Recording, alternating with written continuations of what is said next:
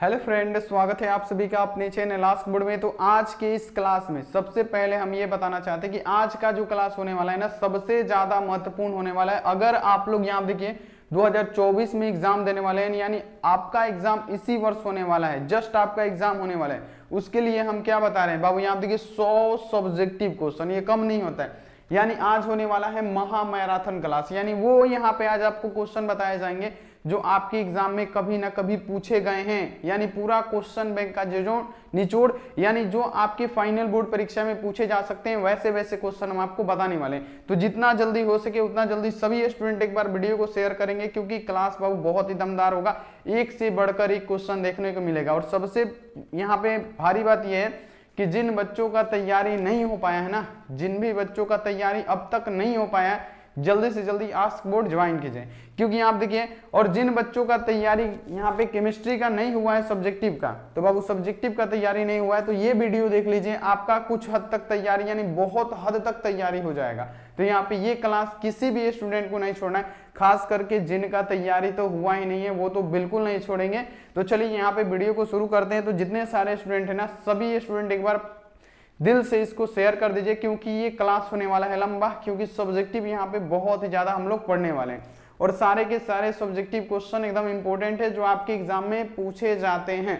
तो जितने सारे स्टूडेंट है ना, प्लीज एक शेयर आपको करना बनता है, या तो अपने दोस्तों को व्हाट्सएप पे शेयर कर दीजिए, या तो प्यारे बच्चों आप लोग क्या कीजिए, आप लोग यहाँ आप देखिए स्टेटस लगा दीजिए, कुछ भी कीजिए, लेकिन प्यारे बच्चों आज आपको शेयर करना पड़ेगा, ये आपको पता है। और यहाँ देखिए थोड़ा सा मेरा तबीयत खराब होने की वजह से शाम की क्लास में भी थोड़ा सा वहाँ पे अच्छे से नहीं पढ़ा पाए थे, लेकिन फिर भी हम आपको क्लास करवा रहे हैं, वो भी मैराथन क्लास करवा रहे हैं। तो यहाँ पे आपको शेयर करना तो जरूर बनता है। तो चलिए यहाँ पे बाबू बिना किसी देरी के हम क्लास को शुरू करते हैं। तो आप लोग क्या कीजिएगा, एक एक क्वेश्चन को याद रखिएगा, ये सब जितने क्वेश्चन है ना, सब इंपॉर्टेंट है। और यहाँ पे खास बात यह है कि आपका एग्जाम एकदम नजदीक आ चुका है, एकदम आपके पास से नजदीक, एक महीने से कम है।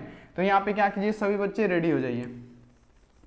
तो चैनल पे पहली बार आए हैं, सब्सक्राइब करके बेल आइकन को प्रेस करके ऑल पे, और लाइक नहीं किए हैं बाबू फटाफट से आप लोग लाइक कर दीजिएगा। चलिए इतना काम कर दीजिए। उसके बाद से प्यारे बच्चों देखिए, पैड ग्रुप ज्वाइन नहीं किए तो सबसे पहले तो पैड ग्रुप ज्वाइन कीजिए, बहुत हेल्प होगा। देखिए नंबर है यहाँ पे, पीडीएफ वाला ग्रुप ज्वाइन कर लीजिए 91 35 74 20 24। आप इस पे कॉल करके फटाफट से पैड ग्रुप ज्वाइन कर लीजिए। अगर आपको फ्री व्हाट्सएप ग्रुप ज्वाइन करना है, अगर आपको फ्री व्हाट्सएप ग्रुप ज्वाइन करना है तो आप इस पे डायरेक्ट मैसेज कीजिए। अगर आपको पैड ग्रुप ज्वाइन करना है तो आप डायरेक्ट हमारे पास इस पे कॉल करके हमको बात कर लीजिए। तो यहाँ देखिए पैड ग्रुप आप लोग ज्वाइन कर लीजिएगा। और पीडीएफ कहाँ से फ्री वाला मिलेगा वो हम आपको देंगे, प्रैक्टिस पीडीएफ आपको कहाँ से मिलेगा वो भी हम आपको देंगे। तो आप लोग वीडियो के अंत तक बने रहिएगा, तभी आपको मिल पाएगा। तो चलिए बाबू क्लास को शुरू करें, एक बार बता दीजिए, वीडियो के अंत में रहिएगा तभी आपको मिल पाएगा। तो एक बार बता दीजिए क्लास को शुरू कर दिया जाए। सभी प्यारे बच्चे बोलेंगे कि यस सर क्लास को शुरू कर दीजिए, क्योंकि क्लास तो होने वाला है बहुत ही ज्यादा महत्वपूर्ण, बहुत ही ज्यादा प्यारे बच्चों 2024 एग्जाम के लिए तो उससे ज्यादा महत्वपूर्ण। यानी यही सब क्वेश्चन छपेगा 100% है। जिनका तैयारी नहीं हुआ है तैयारी में लग जाइए। तो देखिए यहाँ पे खास करके हम लोग 6 फरवरी को टारगेट कर रहे हैं केमिस्ट्री के क्लास में, और 100 सब्जेक्टिव क्वेश्चन। तो देखिए सारा का जितना भी क्वेश्चन होगा ना, ये सारे के सारे क्वेश्चन कभी ना कभी किसी ना किसी एग्जाम में पूछे गए होंगे। सबसे भारी बात यह है, यानी पूरा क्वेश्चन बैंक का निचोड़ यहाँ पे हो रहा है। तो एक एक क्वेश्चन याद रखिएगा बाबू, यहाँ पे हम पूरा डील में समझाएंगे, भले लेट होगा, 2 घंटा का होगा, 3 घंटा होगा, 4 घंटा होगा, लेकिन सारा का सारा क्वेश्चन समझाएंगे और आपको शुरू से अंत तक बने रहना है। अगर कुछ करना है लाइफ में तब, अगर आपको ऐसे ही इधर उधर करना है तो आप जा सकते हैं, कोई दिक्कत नहीं है। तो चलिए बाबू यहाँ पे हम शुरू करते हैं पहले नंबर क्वेश्चन से। पहला नंबर क्वेश्चन है कि फैराडे के विद्युत अपघटन के प्रथम नियम को लिखे, जो कि ये देख सकते हैं कितनी बार पूछा गया है। देखिए यहाँ पे ध्यान लगाते चलिए बाबू, कितनी बार पूछा गया है। ये आपकी बार 2024 का बारी है, 100% है कि ये 2024 का बारी है। तो देखिए इसको हम लोग समझते हैं कि फैराडे का विद्युत अपघटन का प्रथम नियम क्या है, विद्युत अपघटे से संबंधित नियम है। तो सबसे पहले हमको जानना होगा कि ये विद्युत अपघटे क्या होता है। तो यहाँ पे हम आपको बताए ना कि जिस विलयन से अगर विद्युत धारा का प्रवाह हो जाए उसे हम लोग वैद्युत अपघटे कहते हैं। ये आपको पता है कि नहीं, ये हम आपको कई बार बताए हैं कि नहीं कि विद्युत अपघटे। देखिए क्वेश्चन में ही बोल रहा है कि फैराडे का विद्युत अपघटन से संबंधित प्रथम नियम। तो सबसे पहले तो हमको ये जान लेना है कि विद्युत अपघटन क्या होता है, तभी तो लिख पाएंगे ना बाबू।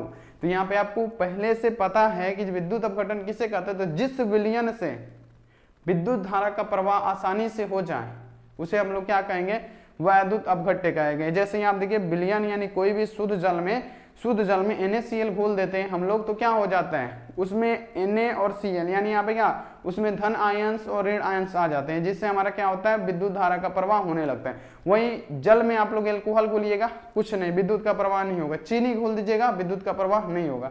तो चलिए यहाँ पे सबसे पहले हम लोग समझ लेते हैं कि यहाँ पे क्या बोला जा रहा है। सभी बच्चे यहाँ पे समझेंगे, सभी बच्चे बाबू यहाँ पे देखिए सभी बच्चे को समझाएंगे, और ऐसा आपको बाई चांस कोई समझाएगा यहाँ पे तो आप लोग इसको पूरा का पूरा समझ लीजिए कि क्या कह रहा है। यहाँ आप देखिए सबसे पहले जो फैराडे का जो प्रथम नियम है वैद्युत अपघट्य से संबंधित है, तो यहाँ पे आपको पता होना चाहिए वैद्युत अपघट्य क्या होता है। हम आपको जल्दी जल्दी बता देते हैं कि वैद्युत अपघट्य क्या होता है। ये क्या हो गया प्यारे बच्चों, मान लीजिए हमारा एनोड हो गया, ये हो गया कैथोड। तो देखिए यहाँ पे सबसे पहले आपसे बोला जा रहा है कि वैद्युत अपघट्य यानी फैराडे का विद्युत विच्छेदन से प्रथम नियम से संबंधित बताना है, वैद्युत अपघट्य से संबंधित प्रथम नियम को बताना है। तो वैद्युत अपघट्य क्या होता है, तो जब किसी जलीय विलयन में हम लोग यहाँ पे क्या खोल रहे हैं NaCl को, Na पे क्या होता है प्लस होता है, Cl पे माइनस होता है। जब इसमें हम NaCl घोलेंगे और इसमें इलेक्ट्रिसिटी यानी विद्युत धारा का प्रवाह देंगे, यानी इसमें क्या करेंगे अपघट्य कराएंगे, इसको तोड़ेंगे। जब इसमें विद्युत धारा का प्रवाह देंगे तो ये NL क्या होगा अलग हो जाएगा, Cl क्या होगा अलग हो जाएगा, यानी ये NaCl टूट जाएंगे। और जब ये टूटेंगे तो यहाँ आप देखिए जो Na प्लस होगा ना वो यहाँ देखिए कैथोड पे जाएगा, Na प्लस होगा वो सोडियम के यहाँ पे आके क्या करने लगेगा जमने लगेगा, यानी इस पे ये आके जितना भी इसका सोडियम होगा यानी Na प्लस है वो कैथोड पे आएगा, सोडियम कैथोड पे आता है, और जो Cl माइनस से क्लोरीन है वो क्या आ जाता है एनोड पे जाके क्या हो जाता है जम जाता है। ऐसे जाके क्या करेगा बाबू जम जाएगा, और इसी को हम लोग क्या कहते हैं वैद्युत अपघट्य। और ये हम क्यों बता रहे हैं, क्योंकि आपके एग्जाम में ये 5 नंबर में पूछेगा। अगर 5 नंबर में पूछेगा तो आपको ये चित्र बना के ऐसे आपको दर्शाना पड़ेगा।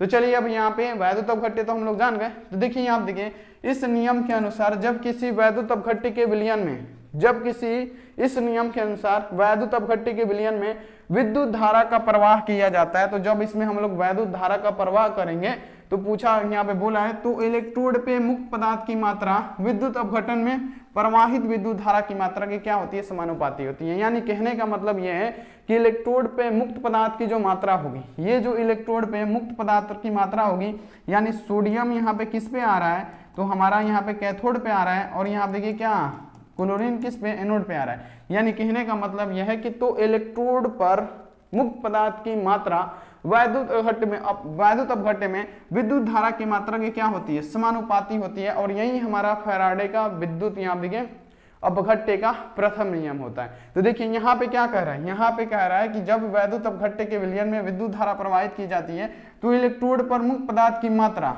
यहाँ पे मात्रा क्या लिख सकते हैं इलेक्ट्रोड पे मुक्त पदार्थ की मात्रा क्या होती है तो प्रवाहित विद्युत धारा के समानुपाती होती है। यानी ये समानुपाती होती है किसके क्यू के, यही है हमारा क्या फैराडे का विद्युत अपघट्य नियम। तो यहाँ देखिए ये W है तो W को हम ज्यों का त्यों लिख सकते हैं, समानुपाती यहाँ पे हटता है बराबर हो लगता है, और एक कोई कांस्टेंट लगता है तो Z लगा सकते हैं, और यहाँ पे क्या लिख सकते हैं Q लगा सकते हैं। यहाँ पे आपको इतना पता है, और Q बराबर आपको पता है कि क्या होता है, Q बराबर होता है I गुणे T, यानी विद्युत धारा इंटू समय। आवेश बराबर क्या होता है विद्युत धारा इंटू समय। तो यहाँ पे Q की जगह पे हम लोग क्या लिख सकते हैं W इक्वल टू Z है तो Z, Q की जगह पे हम लोग Q बराबर होता है I गुणे T के, ये T है बाबू यहाँ पे हम लिख देते हैं। तो ये हमारा क्या हो जाएगा Q की जगह पे हम लोग क्या लिख सकते हैं I गुणे T, और यही हमारा क्या होता है फैराडे का विद्युत अपघट्य का प्रथम नियम होता है। तो ये आप लोगों को उम्मीद है कि ये क्वेश्चन आप लोग बिल्कुल आसानी तरीके से समझ गए होंगे। बाबू लेट हो तो हो, लेकिन एक एक क्वेश्चन को समझ लीजिएगा ना तो ये अंतिम समय में आपको रटना नहीं पड़ेगा। बस समझ में आया कि वैद्युत अपघट्य क्या होता है, मतलब वैद्युत अपघट्य से संबंधित फैराडे का नियम क्या होता है कि जब वैद्युत अपघट्य के विलयन में जब धारा प्रवाहित की जाती है तो जो इलेक्ट्रोड पे मात्रा होता है उसके विद्युत प्रभाव यानी विद्युत धारा के समानुपाती होता है बस। यानी जो इलेक्ट्रोड पे मात्रा होगा यानी जो W होगा वो डायरेक्टली प्रोपोर्शनल टू क्या होगा बाबू आपको पता है ना क्या होगा। तो यहाँ पे आप लोग लिख दीजिएगा, और ये बहुत ही ज्यादा इंपॉर्टेंट होता है, तो यहाँ पे ऐसे लिख दीजिएगा बिल्कुल मोस्ट इंपॉर्टेंट है। तो पहला क्वेश्चन तो बाबू क्लियर हो गया, ये आपको पूरा समझ में आ गया होगा। अब देखिए क्वेश्चन आपसे पूछा जाता है कि H2O तरल है जबकि H2S गैस। बाबू क्वेश्चन देखिए कितनी बार पूछा गया है, ऐसे ही ऐसे क्वेश्चन कराने वाले हैं। बस यहाँ पे आप लोग क्लास को शुरू से अंत तक देखते चलिए। ये देखिए क्वेश्चन आपके सामने है कि H2O क्या होता है, H2O जो होता है वो तरल होता है, लेकिन H2S जो होता है गैस होता है। तो देखिए यहाँ पे पूछा जा रहा है कि H2O तरल क्यों होता है। तो देखिए H2O के अणुओं के बीच कोई हाइड्रोजन बंध नहीं होता है। जो H2S होता है, H2S के अणुओं के बीच कोई हाइड्रोजन बंध नहीं होता है, इसलिए ये क्या करते हैं, कमरे के ताप पे गैसीय अवस्था में होता है। जबकि H2O में हाइड्रोजन बॉन्ड पाया जाता है तो वो क्या होते हैं, वो क्या होते हैं, द्रवित अवस्था में होते हैं। तो यहाँ पे आप लोग समझे नहीं हम यहाँ पे क्या बता रहे हैं। यानी देखिए यहाँ पे देखिए जो H2S है इसमें क्या है, हाइड्रोजन बॉन्ड नहीं पाया जाता है। H2S में हाइड्रोजन बॉन्ड नहीं पाया जाता है, लेकिन वहीं H2O में क्या होता है बाबू, हाइड्रोजन बॉन्ड पाया जाता है। तो देखिए एक हाइड्रोजन बॉन्ड यहाँ से हो गया, यहाँ से हो गया मेरा, यहाँ पे मान लीजिए कि यहाँ पे एक हाइड्रोजन और यहाँ पे एक हाइड्रोजन, एक यहाँ पे ऐसे भी हो सकता है, यहाँ पे हाइड्रोजन और यहाँ पे हाइड्रोजन। यहाँ पे क्वेश्चन वही है कि H2S में क्या होता है, H2S क्यों गैसीय अवस्था में होता है। H2S जो होता है कमरे के टेम्परेचर पे गैसीय अवस्था में क्यों होता है, जबकि वहीं H2O की बात करें तो वो जलीय अवस्था में होता है, द्रवित अवस्था में पाया जाता है। क्यों आखिर, तो यहाँ देखिए आपको ऐसे एक्सप्लेन करना है, जैसे बता रहे हैं वैसे ही लिखना है कि जो H2S होता है वो क्या होता है, उसमें कोई हाइड्रोजन बॉन्ड पाया ही नहीं जाता है, H आबंध नहीं होता है, इस कारण वो कमरे के टेम्परेचर पे गैसीय अवस्था में होता है। जबकि जो H2O होता है इनके बीच हाइड्रोजन बॉन्ड उपस्थित होता है। यहाँ पे हम ऐसे बना रहे हैं, यहाँ पे एक हाइड्रोजन, यहाँ पे क्या हो जाएगा, यहाँ पे क्या हो जाएगा प्यारे बच्चों, ये हो जाएगा। अब यहाँ आप देखिए जब ये हम किसका बना दिए, H2O को बना दिए, तो ये हाइड्रोजन आपस में आकर्षित करेगा और यहाँ से क्या करेगा, ये हाइड्रोजन आपस में आकर्षित करेगा। तो जब ये आपस में आकर्षित करेगा, इसके अंदर जब यहाँ पे गुरुत्वाकर्षण आकर्षण बल लगेगा तो वो क्या होगा, किसी में अब मान लीजिए कि जो गैस होता है उस गैस को प्यारे बच्चों किसी जो आपका LPG होता है उसको अगर यहाँ आप देखिए खुले में छोड़ दीजिएगा तो वो क्या हो जाएगा, हवा में रहेगा।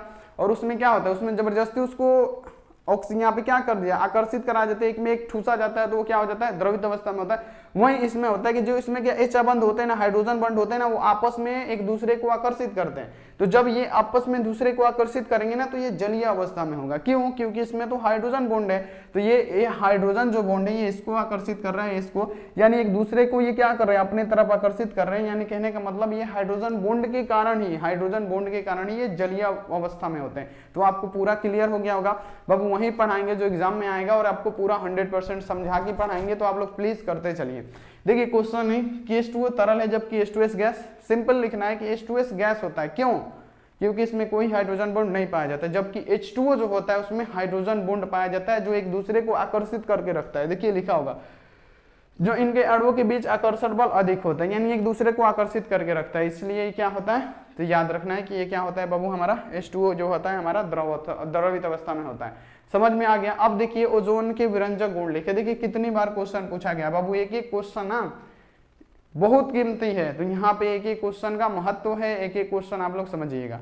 ये देखिए क्वेश्चन आपके सामने है कि ओजोन के विरंजक गुण लिखे। फटाफट से बाबू आंसर लगाइए कि ओजोन के विरंजक गुण कौन कौन से हैं।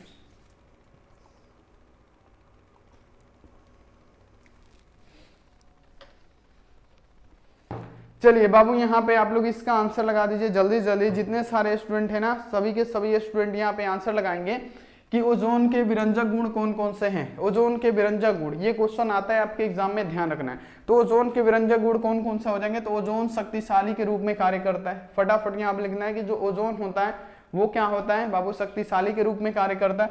दूसरा, इसमें ऑक्सीजन के साथ साथ नवजात ऑक्सीजन पैदा करने की प्यारे बच्चों क्षमता पाई जाती है। किसमें, ओजोन के विरंजक गुण में। तो यहाँ पे आपको ये लिखना है कि ओजोन जो होता है शक्तिशाली के रूप में कार्य करता है। और दूसरा आपको लिखना है कि जो इसमें ऑक्सीजन के साथ साथ क्या नवजात ऑक्सीजन पैदा करने की भी क्षमता होती है। तो ये 2 गुण पूछा गया है, 2 गुण आप लोग लिख दीजिएगा। तो यहाँ पे क्या हो गया, हमारा 3 नंबर क्वेश्चन भी समाप्त हो गया। अगला यहाँ पे आज कि वैद्युत रासायनिक तुल्यांक को परिभाषित करें। बहुत बार 2 से 3 बार पूछा गया क्वेश्चन है कि वैद्युत रासायनिक तुल्यांक को परिभाषित करें। तो चलिए हम यहाँ पे वैद्युत रासायनिक तुल्यांक को परिभाषित करते हैं। और जिन भी बच्चों को पैड ग्रुप लेना है बाबू, आज भर का टाइम है, ले लीजिए। जिन भी बच्चे को ना पैड ग्रुप लेना है, आज भर का टाइम है, फटाफट से ले लीजिए। क्योंकि यहाँ देखिए ले लीजिएगा तो ये पीडीएफ, देखिए पैड ग्रुप में पीडीएफ जाएगा शाम तक। पैड ग्रुप वाले बच्चे ये पीडीएफ 50 ऑब्जेक्टिव का मिल जाएगा आपको, बिल्कुल आपको टेंशन नहीं लेना है। देखिए क्वेश्चन आपके सामने पूछा गया कि वैद्युत रासायनिक तुल्यांक को परिभाषित करें। वैद्युत रासायनिक तुल्यांक क्या है, इसको परिभाषित करें। तो देखिए किसी वैद्युत अपघट्य में 1 एम्पीयर की धारा 1 सेकंड तक प्रवाहित करने पर पदार्थ में जो एकत्रित भार होगा उसे ही हम लोग क्या कहेंगे प्यारे बच्चों, उसे ही हम लोग वैद्युत रासायनिक तुल्यांक कहेंगे। इसका कई प्रकार से डिफिनेशन लिख सकते हैं, लेकिन जो हम आपको बताएंगे वो सबसे सटीक और सबसे आसान डेफिनेशन होगा, जो आपको याद करने में थोड़ा भी प्रॉब्लम नहीं होगा। तो ये थोड़ा सा क्लास लंबा चलने वाला है, क्योंकि यहाँ पे कोशिश किया जाएगा कि ज्यादा से ज्यादा क्वेश्चन कवर कर लिया जाए। तो चलिए आप देखिए क्वेश्चन आपके सामने कि वैद्युत रासायनिक तुल्यांक क्या है। तो वैसे आप देखिए किसी वैद्युत अपघट्य में 1 एम्पीयर की धारा 1 सेकंड तक प्रवाहित करने पर पदार्थ में जो एकत्रित भार होगा उसे हम लोग क्या कहेंगे, तो वैद्युत रासायनिक तुल्यांक कहेंगे। तो यहाँ पे आप लोग इसको याद रखिएगा। चलिए अगला क्वेश्चन आ जाइए कि फैराडे का प्रथम नियम क्या है। देखिए यहाँ पे बहुत सारे बच्चे ये गलती कर देते हैं ना, इसलिए इसको 2-2 बार लिखा गया है। क्यों लिखा गया है, इसका कोई मकसद है। इसका मकसद ये है कि बहुत सारे बच्चों को लगता है कि वैद्युत अपघट्य से संबंधित फैराडे का नियम और यहाँ पे फैराडे का नियम। तो बाबू फैराडे का नियम वैद्युत अपघट्य से संबंधित है, फैराडे का नियम वैद्युत अपघट्य से संबंधित है। तो यहाँ पे आपको वही लिखना है कि जब वैद्युत अपघटन में प्रत्येक इलेक्ट्रोड पर मुक्त होने वाले पदार्थ की मात्रा विलयन में प्रवाहित होने वाली विद्युत धारा के समानुपाती होती है, यानी विलयन में प्रवाहित होने वाली विद्युत धारा की मात्रा। कहने का मतलब वैद्युत अपघट्य में प्रत्येक इलेक्ट्रोड पर मुक्त पदार्थ होने वाली मात्रा क्या है, W है, और ये समानुपाती होती है विलयन में प्रवाहित होने वाले विद्युत धारा के। तो यहाँ देखिए W समानुपाती क्यों, यानी W यहाँ पे समानुपाती हटेगा, इक्वल टू लगेगा। जब समानुपाती हटता है तो एक कांस्टेंट लगा देते हैं, जेड कांस्टेंट लगा देंगे हम, यहाँ पे क्या हो जाएगा, जेड क्यू हो जाएगा। फिर यहाँ पे W इक्वल टू है तो इक्वल टू, जेड है तो जेड, क्यू को हम लोग क्या, क्यू बराबर होता है किसके, आई गुणे टी के। ये आपको पता है कि क्यू बराबर होता है आई गुणे टी के। तो यहाँ पे हम लोग क्यू की जगह पे क्या लिख सकते हैं, आई गुणे टी, और यही हमारा क्या होता है, फैराडे का प्यारे बच्चों प्रथम नियम होता है, Z W equal to Z I T. तो बाबू यहाँ पे आपको इसको याद रखना है, बहुत इंपॉर्टेंट क्वेश्चन होता है, तो ये क्वेश्चन आप लोग याद कर लीजिएगा। चलिए अगला क्वेश्चन आ जाइए। अगला क्वेश्चन है कि गुरुत्व पृथक्करण विधि क्या है। बाबू सबसे महत्वपूर्ण क्वेश्चन जो है ना, यही क्वेश्चन है, 3 बार पूछा गया है, 3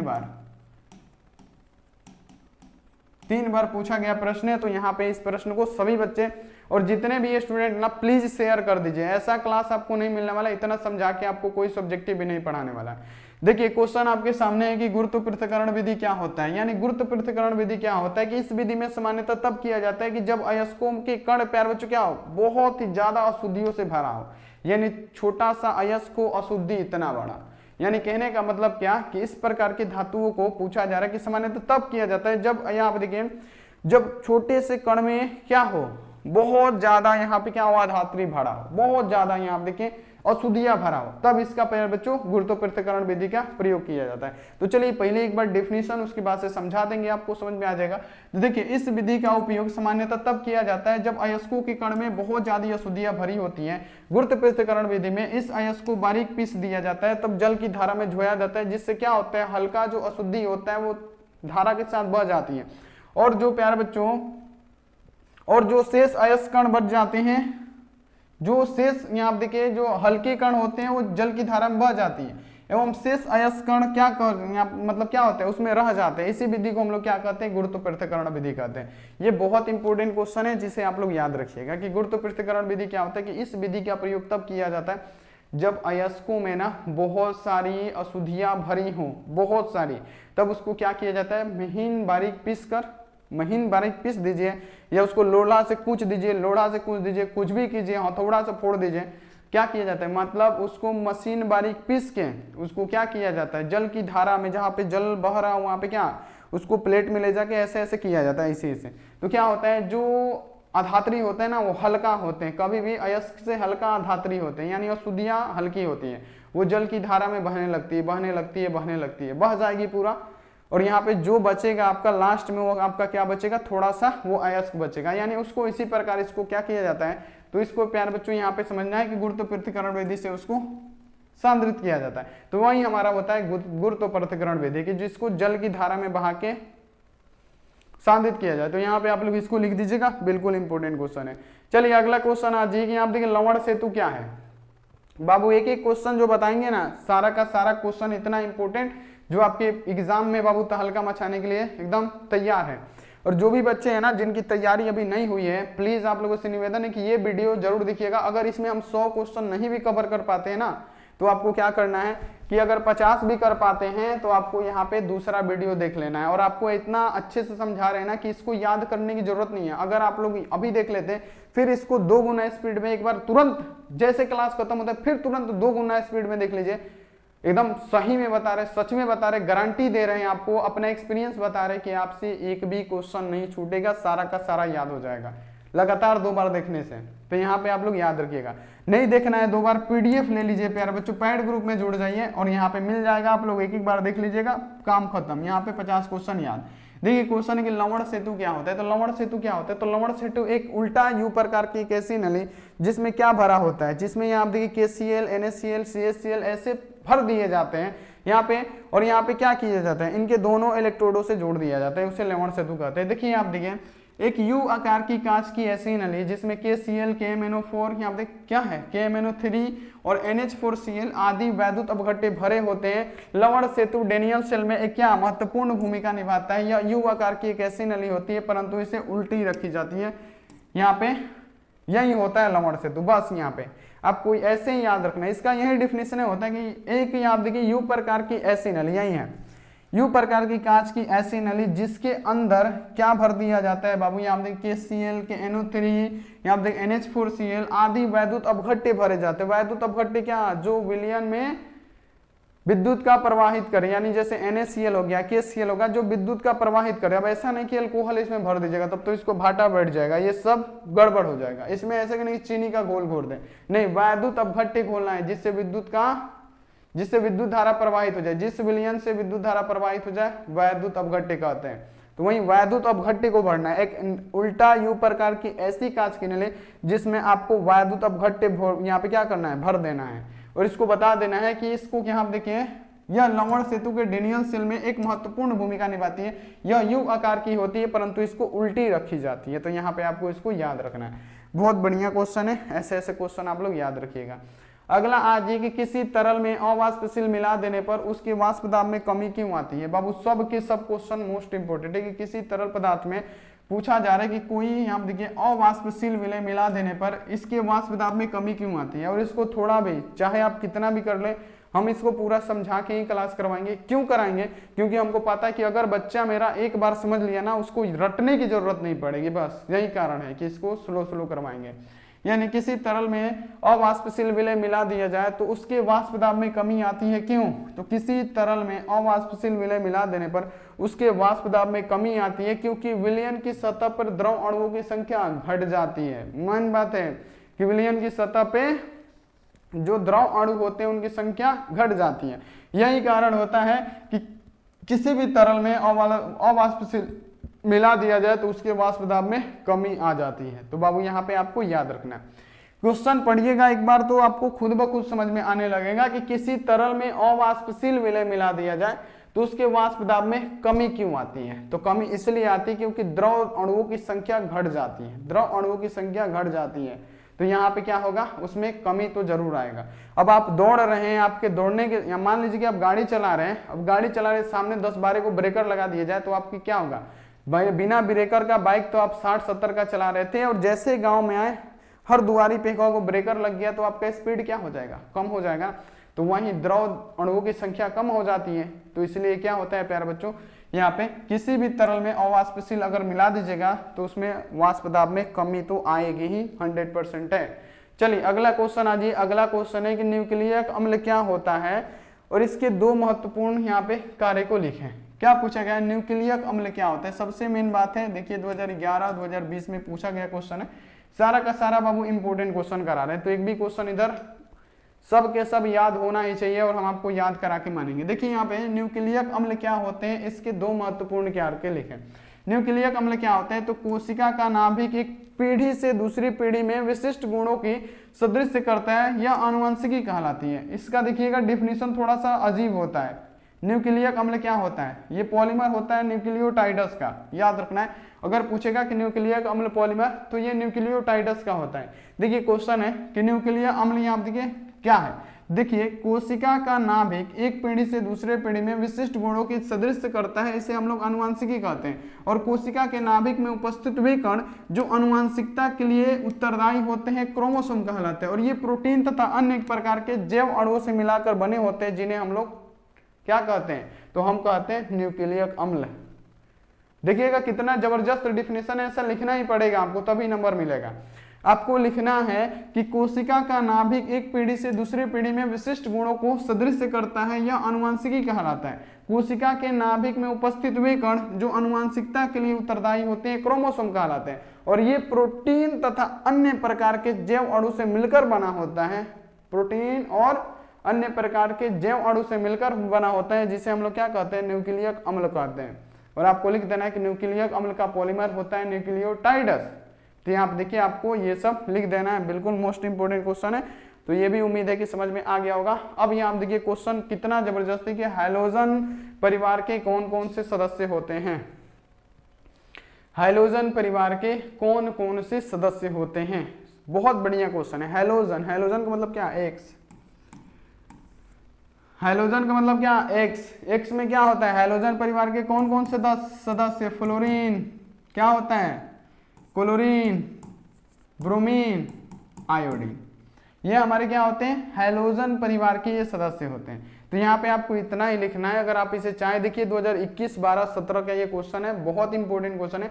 पूछेगा कि हैलोजन परिवार के सदस्य कौन कौन से होते हैं। हैलोजन परिवार के हमारे सदस्य हो जाएंगे कौन? तो हैलोजन परिवार को सदस्य हो जाएंगे हमारे फ्लोरीन, क्लोरीन, ब्रोमीन, आयोडीन। ये हमारे हैलोजन परिवार के सदस्य कहलाते हैं। अब यहाँ पे आपको इसमें बढ़ा के लिखना है, तो बोलना है कि हैलोजन परिवार के सबसे प्रथम सदस्य को हम लोग सबसे प्रबल ऑक्सीकारक अम्ल कहते हैं। और हैलोजन परिवार के सबसे अंतिम सदस्य को हम लोग सबसे प्रबल अवकारण पदार्थ भी कहते हैं। तो ये सब बढ़ाना अपने हाथ में है, आप बढ़ाइएगा तो नंबर तो कटेगा नहीं, और एग्जामिनर सोचेगा कि बहुत अच्छा लिखा है, इसको पता है सब चीज, तो और नंबर दे देगा। यानी उसको 2 में 1 देना होगा तो वो 2 में 2 देगा। तो यहाँ पे ये सब काम आप लोग जरूर कीजिएगा। जितना ज्ञान होना लिख देना चाहिए, छोड़ना नहीं चाहिए। अगला आ जाइए कि समांगी उत्प्रेरक क्या है? समांगी उत्प्रेरक। देखिए समांगी उत्प्रेरक यहाँ पे आपको पता चल रहा होगा कि समांगी उत्प्रेरक आखिर होता क्या है। समांगी उत्प्रेरक, देखिए समांगी उत्प्रेरक क्या होता है बाबू, यहाँ पे समझना है कि समांगी क्या होता है। तो जब उत्प्रेरक तथा अभिकारक एक ही अवस्था में हो, जब उत्प्रेरक तथा अभिकारक एक ही प्रवस्था में हो। समांगी पूछा गया, विषमांगी नहीं पूछा गया, समांगी पूछा गया। लिखना है कि जब उत्प्रेरक तथा अभिकारक एक ही अवस्था में हो। और तो यहाँ देखिए, तो यहाँ पे देखिए आपको ऐसे लिखना है, हम आपको अपने लैंग्वेज में थोड़ा बता रहे हैं ताकि आपको पूरा 100% समझ में आए कि जब उत्प्रेरक तथा अभिकारक एक ही अवस्था में हो, एक ही स्थिति में हो, तो उत्प्रेरक के समांगी उत्प्रेरक कहते हैं। यानी कहने का मतलब क्या कि जब उत्प्रेरक अभिकारक की अवस्था में स्थित हो, उसे हम लोग समांगी उत्प्रेरक कहते हैं। सिंपल सी बात लिखनी है। और इस घटना को क्या कहते हैं प्यारे बच्चों? हम लोग कहते हैं समांगी उत्प्रेरक। यानी हम लोग इस घटना को भी समांगी उत्प्रेरक कह सकते हैं, या तो इसको, ये तो बढ़ाने के लिए थोड़ा सा लिख दिए। इसका बहुत शॉर्ट डेफिनेशन है कि जब उत्प्रेरक तथा अभिकारक एक ही प्रवस्था में हो, एक ही स्थिति में हो, तो इस प्रकार के बने उत्प्रेरक को हम लोग समांगी उत्प्रेरक भी कहते हैं। ऐसे भी लिख सकते हैं। तो यहाँ पे आपको बस याद रखना है कि समांगी उत्प्रेरक के कई सारे डेफिनेशन आपसे अपने से लिख सकते हैं, तो आप लोग लिख दीजिएगा। अगला आ जाइए क्रिस्टल दोष क्या है। क्रिस्टल दोष ये नहीं पूछा गया कि शॉर्टकी दोष क्या है, फ्रेंकल दोष क्या है, ये सब क्या है, सिर्फ क्रिस्टल दोष। तो क्रिस्टल में प्यारे बच्चों यहाँ पे आपको याद रखना है कि क्रिस्टल दोष क्या होता है। तो क्रिस्टल जालक में, देखिए क्वेश्चन ये इंपॉर्टेंट है कि क्रिस्टल जालक में किसी कण के गायब हो जाने से या क्रिस्टल के अंतराली स्थान में चले जाने से क्रिस्टल में यहाँ पे क्या होता है, अपूर्णता या दोष उत्पन्न हो जाता है। तो उसी दोष को हम लोग क्या कहते हैं? तो इसी दोष को हम लोग क्रिस्टल का दोष कहते हैं। तो इसमें का सबसे मेन हाईलाइट है कि शॉर्टकी दोष किसे कहा जाता है, फ्रेंकल दोष किसे कहा जाता है, जो कि आपको मिलेगा देखने को। लेकिन हम आपको बता दे रहे हैं, आगे नहीं पढ़ाएंगे, अभी बता दे रहे हैं कि शॉर्टकी दोष क्या होता है। पहला इसका देख लीजिए कि शॉर्टकी दोष एक जो है 3 से 4 बार ये पूछा गया प्रश्न है। तो यहाँ पे पहले शॉर्टकी दोष को देख लीजिए। तो जब समान संख्या में धन आयन, ऋण आयन अपना क्रिस्टल जालक छोड़ के गायब होने लगते हैं, यानी समान संख्या में क्या हो, धन आयन, ऋण आयन अपना क्रिस्टल जालक छोड़ के क्या हो, गायब होने लगे। जब समान संख्या में धन आयन, ऋण आयन अपना क्रिस्टल जालक छोड़ के गायब होने लगे, उसे हम लोग शॉर्टकी दोष कहते हैं। यहाँ पे धन आयन, यहाँ पे ऋण आयन, धन आयन, ऋण आयन, ऋण आयन, धन आयन, ऋण आयन, धन आयन, ऋण आयन, धन आयन, ऋण आयन, धन आयन, ऋण आयन, धन आयन, यहाँ पे देखिए, यहाँ पे क्या ऋण आयन, यहाँ पे धन आयन, ऋण आयन धन आयन। यानी कहने का ये मतलब है बाबू हमारा कि जब यहाँ देखिए शॉर्ट की दोष क्या होता है, तो जब समान संख्या में, अब यहाँ से क्या, यहाँ से एगो क्या होगा, यहाँ से एगो क्या हो जाएगा बाबू, यहाँ से एगो खाली हो जाएगा धन आयन, और यहाँ से मान लीजिए कि एगो खाली हो गया क्या, ऋण आयन। यानी यहाँ से हमारा एगो खाली हो गया ऋण आयन। यानी कहने का मतलब यह है कि जब समान संख्या में धन आयन से भी गायब हो, ऋण आयन ऐसे पूरा गायब ही हो जाते हैं, पूरा गायब हो जाते हैं, उसे क्या कहते हैं, शॉर्ट की दोष कहते हैं। और शॉर्ट की दोष के कारण अगर ये खाली हो गया तो इसका घनत्व भी तो खाली होगा। तो यहाँ पे आपको लिखना है कि शॉर्ट की दोष के कारण ठोस के घनत्व में कमी भी आती है, तो यहाँ पे आपको उसको लिख देना है शॉर्ट की दोष। अब यहाँ पे देखिए फ्रेंकल दोष, यहाँ पे अब यहाँ पे इसी में मेंशन है कि दूसरा क्या होता है, अंतराली स्थान में चले जाते हैं, अंतराली स्थान में चले जाते हैं। यानी हम आपको समझा रहे कि अंतराली स्थान में चले जाते हैं, यानी कहने का मतलब फ्रेंकल दोष क्या होता है बाबू समझ लीजिए, आपको याद होगा लेकिन रिवीजन भी तो हो जाएगा ना, आपको याद होगा मेरे प्यारे लाल, लेकिन आपको रिवीजन भी तो हो जाएगा। आप लोग टेंशन ना लीजिए, आपका रिवीजन भी होने वाला है और आपका पढ़ाई तो जबरदस्त होने वाला है। एग्जाम आ गया बाबू, शेयर नहीं कर रहे, सब्जेक्टिव सब्जेक्टिव चिल्लाते हैं और सब्जेक्टिव में आप बच्चे आते नहीं है, बहुत दुख की बात है बाबू, बहुत दुख की बात है। देखिए क्वेश्चन ये है कि यहाँ देखिए क्रिस्टल जालक में फ्रेंकल दोष क्या होता है, तो क्रिस्टल जालक में ऐसा दोष जिसमें क्या होता है, एक धन आयन चाहे ऋण आयन अंतरकाशीय स्थान में चले जाते हैं। अंतरकाशीय स्थान में अगर चले जाए उसे हम लोग उस दोष को क्या कहते हैं, फ्रेंकल दोष कहते हैं। जैसे यहाँ देखिए, यहाँ पे क्या है हमारा धन आयन से ऋण आयन से, धन आयन से ऋण आयन से, धन आयन से ऋण आयन से, यहाँ पे क्या, यहाँ पे छोड़ दें, यहाँ पे ऋण, यहाँ पे धन, यहाँ पे क्या धन ऋण ऋण धन ऋण धन ऋण धन ऋण धन ऋण धन ऋण धन ऋण, यहाँ पे ऐसे कर देते हैं मान लीजिए। तो इसमें क्या होगा कि यहाँ का जो धन आयंश होगा वो क्या होगा, यहाँ पे आ जाएगा, यहाँ का जो ऋण आयंश होगा यहाँ पे आ जाएगा, यहाँ का धन आयंश यहाँ पे आ गया, यहाँ का ऋण आयंश यहाँ पे मान लीजिए ऋण है, यहाँ पे धन आयंश यहाँ पे आ गया, यानी अंतरकाशीय स्थान में चले जा रहे हैं। इसमें क्या हो रहा है कि अपना क्रिस्टल जालक, ये जालक है ना, इसमें इसको रहना चाहिए माइनस को उछल कूद मचा के ऊपर चला गया, इसको कहाँ पे रहना चाहिए, इस माइनस को नीचे रहना चाहिए, यहाँ पे इस गोले में रहना चाहिए, उछल कूद के माई बाप का बात नहीं मान रहा है, कूद कूद के इधर उधर भाग रहा है, तो ये भी क्या कर रहा है, अंतरकाशीय स्थान में चला जा रहा है। तो यहाँ पे क्या होगा, ये हमारा फ्रेंकल दोष कहलाएगा। तो यहाँ पे आप लोग इसको समझ लीजिएगा कि फ्रेंकल दोष क्या होता है, शॉर्ट की दोष क्या होता है, पूरा आपको 100% समझ में आ गया होगा। तो यहाँ पे 3 क्वेश्चन अभी हो गया। अब देखिए, आप देखिए किसी तरल में अवाष्पशील मिला देने पर उसके वाष्प दाब में कमी आती है, क्योंकि द्रव सतह पे घट जाती है। तो हो गया क्वेश्चन। अगला यहाँ पे आज ये क्वेश्चन कि संचायक बैटरी से आप क्या समझते हैं, बहुत इंपॉर्टेंट क्वेश्चन है। यहाँ पे बता दीजिए कि संचायक बैटरी से आप क्या समझते हैं, संचायक बैटरी से आप क्या समझते हैं, समझिएगा। संचायक बैटरी क्या है, तो इस प्रकार के सेल विद्युत धारा या ऊर्जा को बाह्य स्रोत द्वारा क्या किया जाता है, संग्रहित, यानी उसको स्टोर किया जाता है बाह्य किसी विद्युत धारा की सहायता से, जिसे हम लोग चार्ज होना कहते हैं। एंड डिस्चार्ज की स्थिति में फिर उसको संग्रहित करके ऊर्जा का सप्लाई किया जाता है। इसी प्रकार के सेल को हम लोग क्या बोलते हैं, तो यहाँ आप देखिए स्टोरेज सेल या संचायक सेल कहते हैं। संचायक सेल का मतलब समझें कि जब किसी बैटरी को, जब किसी सेल को बाहरी विद्युत के द्वारा या बाहरी ऊर्जा के द्वारा उसको चार्ज किया जाता है और फिर उसको क्या किया जाता है, उससे ऊर्जा का मतलब उसको फिर डिस्चार्ज कर देना, फिर उसकी इलेक्ट्रिसिटी यूज कर लेना। यानी यहाँ पे कहने का मतलब क्या कि फिर यहाँ देखिए डिस्चार्ज कर देना और फिर डिस्चार्ज करने के उपस्थिति में फिर उसको चार्ज करके फिर डिस्चार्ज करना, वही हमारा क्या होता है बाबू, वही हमारा होता है। देखिए इतना आसान वे में, इतना आसान डिफिनेशन में इतना बाबू याद देखिए संचायक बैटरी आ जाएगा ना, तो अगर हम नहीं बताए होते तो आपको पता नहीं चलता कि संचायक बैटरी क्या है। तो यहाँ पे हम बता दें कि संचायक बैटरी वो सेल है, संचायक सेल वो सेल होता है जिसको किसी बाह्य विद्युत की मदद से चार्ज किया जाता है, फिर उसको डिस्चार्ज करके फिर उसको चार्ज किया जाता है, यानी उसी प्रकार की क्रिया में चलने वाले को संचायक सेल कहते हैं। तो यहाँ पे आपको पूरा समझ में आ गया होगा। चलिए अगला क्वेश्चन आ जाइए। अगला है कि मूल अवस्था क्या होता है, मुक्त अवस्था क्या होता है, सॉरी मुक्त अवस्था क्या होता है। बहुत बढ़िया क्वेश्चन है, पी ब्लॉक का तत्व है। एक पूछा जाता है मुक्त अवस्था, दूसरा पूछा जाता है संयुक्त अवस्था। यानी मुक्त अवस्था का मतलब क्या, मुक्त मतलब क्या, पूरा मुक्ति दिला जाना, यानी जिसको किसी चीज से मतलब ना हो। जैसे आपका एग्जाम है तो आपका पढ़ाई के सिवा और किसी भी चीज से मतलब नहीं होना चाहिए, ना दोस्त, ना यारी, ना गर्लफ्रेंड, ना बॉयफ्रेंड, ना कुछ, ना कुकुर, ना बिलार, ना सियार, किसी भी चीज से आपको मतलब नहीं होना चाहिए। ओनली आपका मतलब होना चाहिए तो सिर्फ स्टडी से होना चाहिए, उसी को बोलेंगे मुक्त अवस्था। यानी यहाँ देखिए आपको डिफिनेशन लिखना है कि ऐसे पदार्थ जो वायुमंडल में, ऐसे पदार्थ जो वायुमंडल में ऑक्सीजन, जल वाष्प, कार्बन डाइऑक्साइड किसी भी पदार्थ से अभिक्रिया न करे, वैसे पदार्थ जो वायुमंडल में ऑक्सीजन, कार्बोहाइड्रेट मतलब कार्बन डाइऑक्साइड, जल वाष्प किसी से भी अभिक्रिया ना करे, किसी भी पदार्थ से अभिक्रिया ना करे, किसी भी चीज से उसको मतलब ना रहे, उसे हम लोग क्या कहेंगे, उसे कहेंगे प्यारे बच्चों का मुक्त अवस्था। मुक्त अवस्था में क्या पाया जाता है, हमारा गोल्ड हो गया, प्लेटिनम हो गया, ये हमारा क्या होता है, मुक्त अवस्था में पाया जाता है। इसीलिए तो ये किसी भी चीज से संयोग नहीं करता है, इसलिए तो ये प्यारे बच्चों क्या होता है, बहुत ही अधिक दिनों तक चलता है। इसलिए सोना चांदी हो गया, प्लेटिनम बहुत अधिक दिनों तक चलता है। तो यहाँ पे आपको याद रखना है। एक बार वो वीडियो को शेयर कीजिए। तो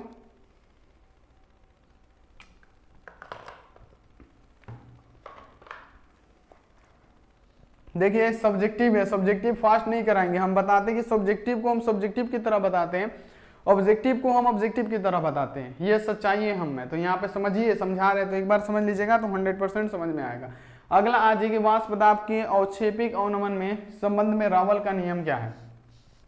रावल का नियम क्या होता है, P = P नॉट X। यहाँ पे याद रखना है।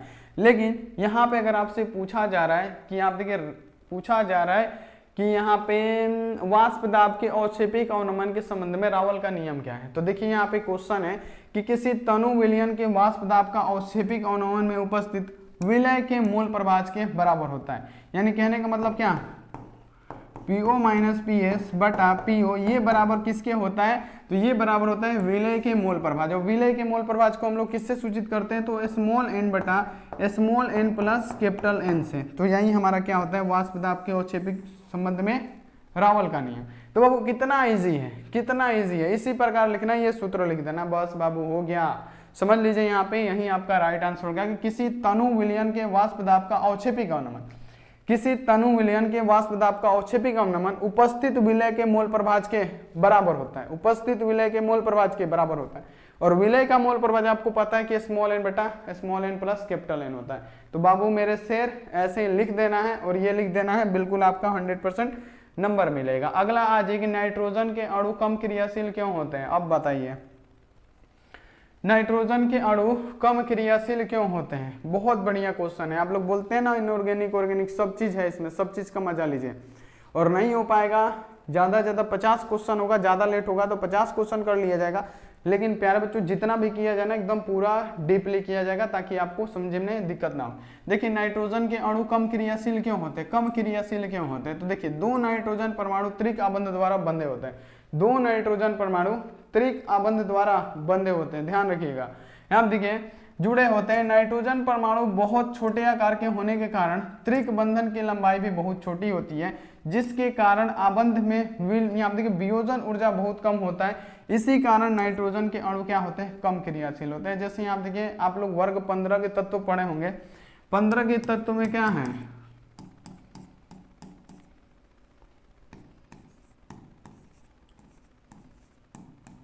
ये क्या होते हैं, हमारे वर्ग 15 के तत्व होते हैं। तो यहाँ देखिए लिखा क्या है कि त्रिक आबंध द्वारा जुड़े होते हैं। कौन, तो नाइट्रोजन के अणु त्रिक आबंध द्वारा, यानी 3 गो आबंध द्वारा जुड़े होते हैं। कौन, तो ये नाइट्रोजन। और जो सबसे पहले होता है ना, इसकी ये लंबाई जो होती है ना, ये बहुत ही कम होती है। जैसे P की लंबाई प्यारे बच्चों क्या होगी, P की लंबाई छोटा होगा और Br का क्या होगा, बड़ा होगा। यानी Br का क्या होगा, ये लंबाई बड़ा होता है। तो यहाँ पे आपको याद रखना है कि नाइट्रोजन की परमाणु त्रिक आबंध द्वारा जुड़े होते हैं। तो नाइट्रोजन परमाणु बहुत छोटा आकार का होने के कारण त्रिक आबंध की लंबाई भी बहुत छोटी होती है। तो यहाँ देखिए जिसके कारण यहाँ देखिए बंधन में वियोजन ऊर्जा कम हो जाता है। यही कारण होता है कि नाइट्रोजन के अणु क्या होते हैं, कम क्रियाशील होते हैं। तो यहाँ पे आपको इसको याद रखना है। तो ये सब क्वेश्चन यहाँ पे सभी बच्चे याद रखेंगे, बहुत इंपॉर्टेंट क्वेश्चन है। चलिए फेन उत्प्लावन विधि या झाग उत्प्लावन, बाबू सबसे ज्यादा बार पूछा जाने वाला क्वेश्चन यही है और 2024 में यही पूछेगा आपसे कि फेन उत्प्लावन विधि या झाग उत्प्लावन विधि क्या है और इसको समझाइए। तो ऑब्जेक्टिव में भी आपको धूमधाम से समझाएं कि फेन उत्प्लावन विधि या झाग उत्प्लावन विधि क्या होता है। सारा का सारा विधि बता देंगे, आप लोग सिर्फ क्लास कर लीजिए, मजा आ जाएगा। देखिए क्वेश्चन आपके सामने कि फेन उत्प्लावन विधि क्या है। तो फेन उत्प्लावन या झाग उत्प्लावन विधि क्या होता है, तो इस विधि में सिर्फ सल्फाइड अयस्कों का समाहरण होता है। इस विधि में सल्फाइड अयस्कों का ही समाहरण किया जाता है। किसमें, तो यहाँ पे फेन उत्प्लावन विधि से। तो सिंपल सा लिखना है कि फेन उत्प्लावन विधि से हमारे सल्फाइड अयस्क का समाहरण किया जाता है। जैसे गेलना हो गया और क्या हो गया प्यारे बच्चों, फटाफट से बता दीजिए, जितना तेजी से बताइएगा उतना सही रहेगा। चलिए फटाफट से बता दीजिए, जिंक ब्लेड हो गया हमारा, ये सब क्या होते हैं, ये सब हमारे सल्फाइड अयस्क होते हैं। तो देखिए सल्फाइड अयस्कों का समाहरण फेन उत्प्लावन विधि से किया जाता है। तो इस विधि के द्वारा क्या करेंगे, एक कंटेनर लेंगे, ऐसे समझिएगा कि एक कंटेनर लेंगे और कंटेनर में क्या करेंगे प्यारे बच्चों, जल लेंगे। जल में क्या करेंगे, चिड़ का तेल डालेंगे।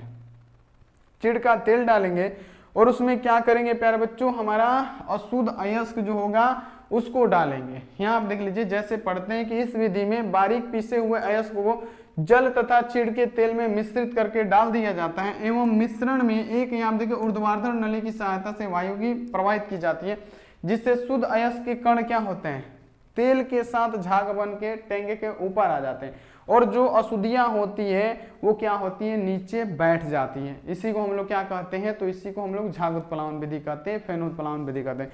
यानी कहने का मतलब क्या, इसमें क्या करना है, आपको एक कंटेनर लेना है, पानी लेना है, इसमें चिड़ का तेल मिला देना है। उसके बाद से इसमें क्या करना है प्यारे बच्चों, जो भी होगा हमारा अयस्क यानी पिसे हुए जितने महीन, ऐसा नहीं कि ढेला ले जाके रख दीजिएगा तो ढेला में से निकालने में टाइम लगेगा। अब ढेला रख दीजिएगा, कितनों गज गजाइएगा, ढेला तो फूटेगा नहीं, इसलिए इसको पीस के बारीक पीस दिया जाता है ताकि जो झाग के साथ जितने भी आपके अयस्क होना शुद्ध, वो झाग के साथ तेल की मदद से निकल सके। और यहाँ पे आपको क्या लेना है, सिंपल सीधा नहीं लेना है, सीधा नहीं लेना है, इसमें ऊर्ध्वाधर नली लेना है, एक पाइप लेना है और इसी को क्या करना है, यहाँ से हवा प्रवाहित करना है। तो हवा यहाँ पे कीजिएगा तो बुलबुला बनेगा, झाग बनेगा और झाग के साथ साथ जितने भी आपके शुद्ध अयस्क होंगे वो ऊपर आ जाएंगे और जितने भी यहाँ पे गंदगी होगी या अशुद्धियां होगी वो क्या होंगी, वो नीचे जमी की जमी रह जाएगी। तो इसको हम लोग क्या बोलते हैं, तो हम लोग फेन उत्प्लावन विधि या झाग उत्प्लावन विधि कहते हैं। अगला आज ये क्वेश्चन की गालक क्या होता है। गालक बहुत बढ़िया क्वेश्चन है बाबू, यहाँ पे फ्लक्स जो पूछा जाता है कई बार पूछा गया है, तो यहाँ पे आप ये क्वेश्चन याद कर लीजिएगा कि आखिर फ्लक्स क्या होता है, गालक क्या होता है। तो गालक क्या होगा, तो देखिए गालक क्या होता है, तो वे पदार्थ जो अयस्क में उपस्थित अगलनीय अशुद्धि को क्या करते हैं, अगलनीय अशुद्धि के संयोग करके गलनीय धातुमल बनाते हैं, उसे हम लोग गालक कहते हैं। देखिए कितना जबरदस्त यहाँ पे, फटाफट यहाँ देखिए इसको समझिए कि कितना जबरदस्त ये क्वेश्चन है, कितना महत्वपूर्ण क्वेश्चन है जो आपके एग्जाम में छप सकता है कि गालक क्या होता है। यहाँ पे मारिएगा हैशटैग, गालक क्या होता है, तो वे पदार्थ जो अयस्क में उपस्थित अगुलनीय अशुद्धि को क्या करता है, अगलनीय अशुद्धि के संयोग से गलनीय अशुद्धि बनाते हैं। अगलनीय के अशुद्धि यानी अगलनीय अशुद्धि के संयोग से गलनीय अशुद्धि या धातुमल बनाते हैं, उसे ही हम लोग क्या कहते हैं प्यारे बच्चों, तो उसी को हम लोग क्या कहते हैं, गालक कहते हैं। तो यहाँ पे आप लोगों को याद रखना है कि गालक किसे कहते हैं, गालक आपको याद रखनी है वे पदार्थ जो अयस्क में उपस्थित अगलनीय अशुद्धि के संयोग से क्या करते हैं बाबू, गलनीय धातुमल बनाते हैं, तो इसे हम लोग क्या कहते हैं बाबू, गालक कहते हैं। अब ये दो प्रकार का होता है, कौन कौन, अम्लीय गालक और यहाँ पे होता है क्षारीय गालक। तो अम्लीय गालक बहुत बार पूछा गया है, क्षारीय गालक बहुत बार पूछा गया है कि अम्लीय गालक क्या होता है। तो वैसे गालक जो क्षारीय अशुद्धि को क्या करे प्यारे बच्चों, अम्लीय गालक बना दे। चलिए अब हम आगे बढ़ाएंगे तब मजा आएगा, उसको रिएक्शन के साथ पढ़ेंगे तब मजा आएगा। अम्लीय गालक क्षारीय गालक हम लोग पढ़ने वाले हैं, बिल्कुल आप लोग टेंशन ना लीजिए। अगला यहाँ पे आज ये क्वेश्चन कि रासायनिक, यहाँ देखिए बल गतिकी क्या है, ये चैप्टर का ही नाम है, केमिकल काइनेटिक्स क्या होता है। तो यहाँ देखिए रसायन विज्ञान की वह शाखा जिसमें अभिक्रिया का वेग, उससे प्रभावित होने वाले कारक और यहाँ पे क्या किया जाता है, उसके क्रिया विधि का अध्ययन किया जाता है, जिसे हम लोग क्या कहते हैं, रासायनिक बल गतिकी यानी क्या, केमिकल काइनेटिक्स कहते हैं। बहुत इंपॉर्टेंट क्वेश्चन है कि केमिकल काइनेटिक्स क्या होता है। तो रसायन विज्ञान की एक ऐसी शाखा है जिसमें क्या, अभिक्रिया का वेग, उससे प्रभावित होने वाले कारक और यहाँ पे आपको याद रखना है कि उसकी क्रिया विधि का अध्ययन किया जाता है, जिसे हम लोग क्या कहते हैं, तो रासायनिक बल गतिकी कहते हैं। तो ये भी क्वेश्चन आपको 100% याद होना चाहिए, ये आप लोग 100% बाबू याद रखिएगा। तो ये भी क्वेश्चन बिल्कुल इंपॉर्टेंट है। चलिए अगला क्वेश्चन आ जाइए कि अमोनिया एक अच्छा लिगेंड है, क्यों, अमोनिया को क्यों अच्छा लिगेंड कहा जाता है, क्योंकि ये अपना जो लोन पेयर रहता है ना, दान दे देता है बस। अब कोई दान देगा तो वो तो अच्छा ही ना कहलाएगा। तो बस आपको इतना याद रखने की जो NH स्थिर होता है, अमोनिया होता है।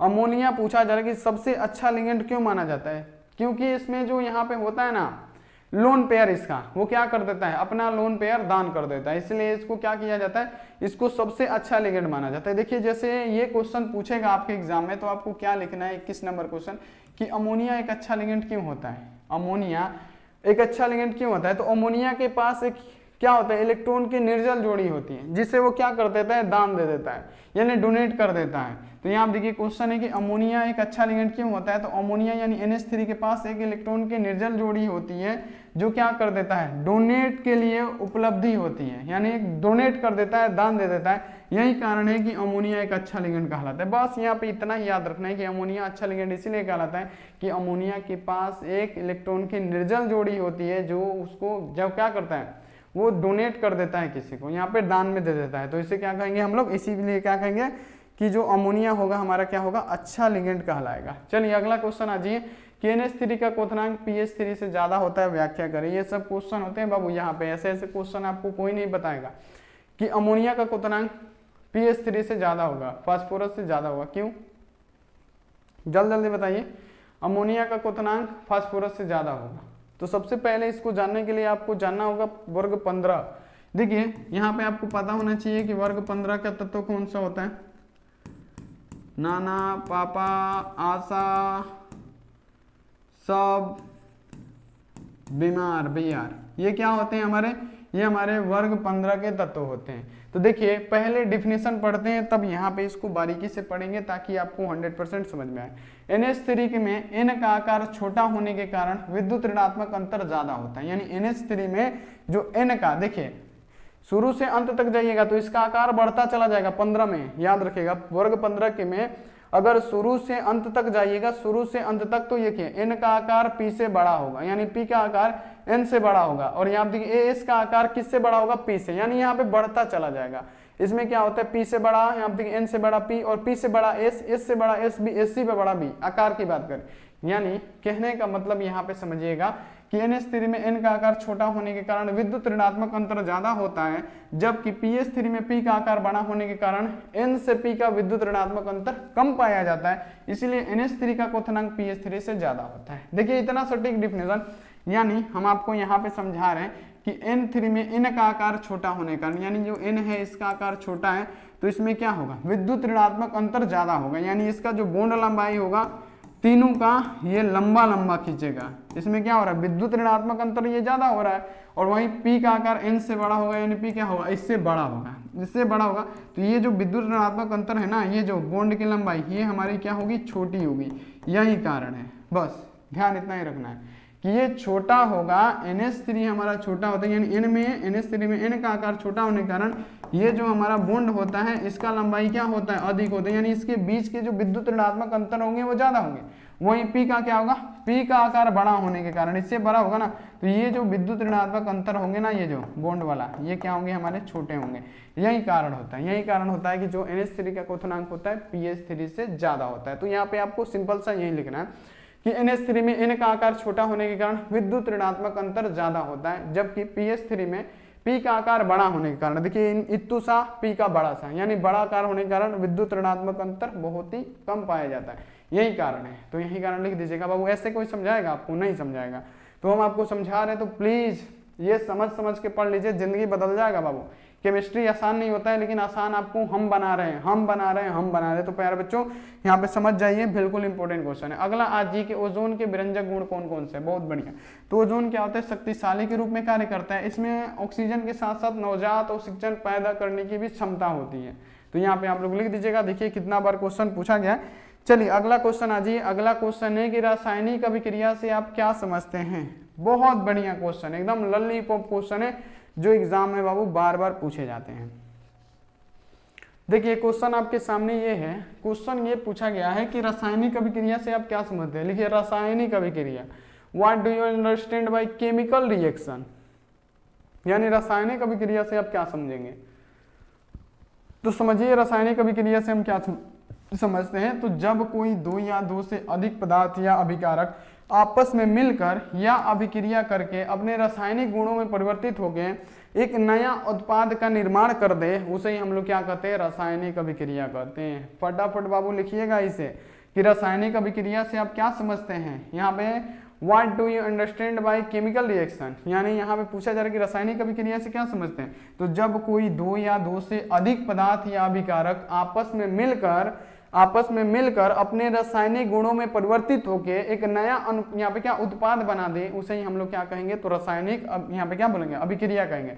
जैसे वायु तथा नमी की उपस्थिति में लोहे पे जंग लगना, लोहे पे जंग क्यों लगता है? तो वायु और नमी मिलेगा और लोहा को खदाड़ देगा। तो लोहे को जंग से बचाने के लिए जिंक का लेप लगाइए या आयरन कैथोड बना के रखिए।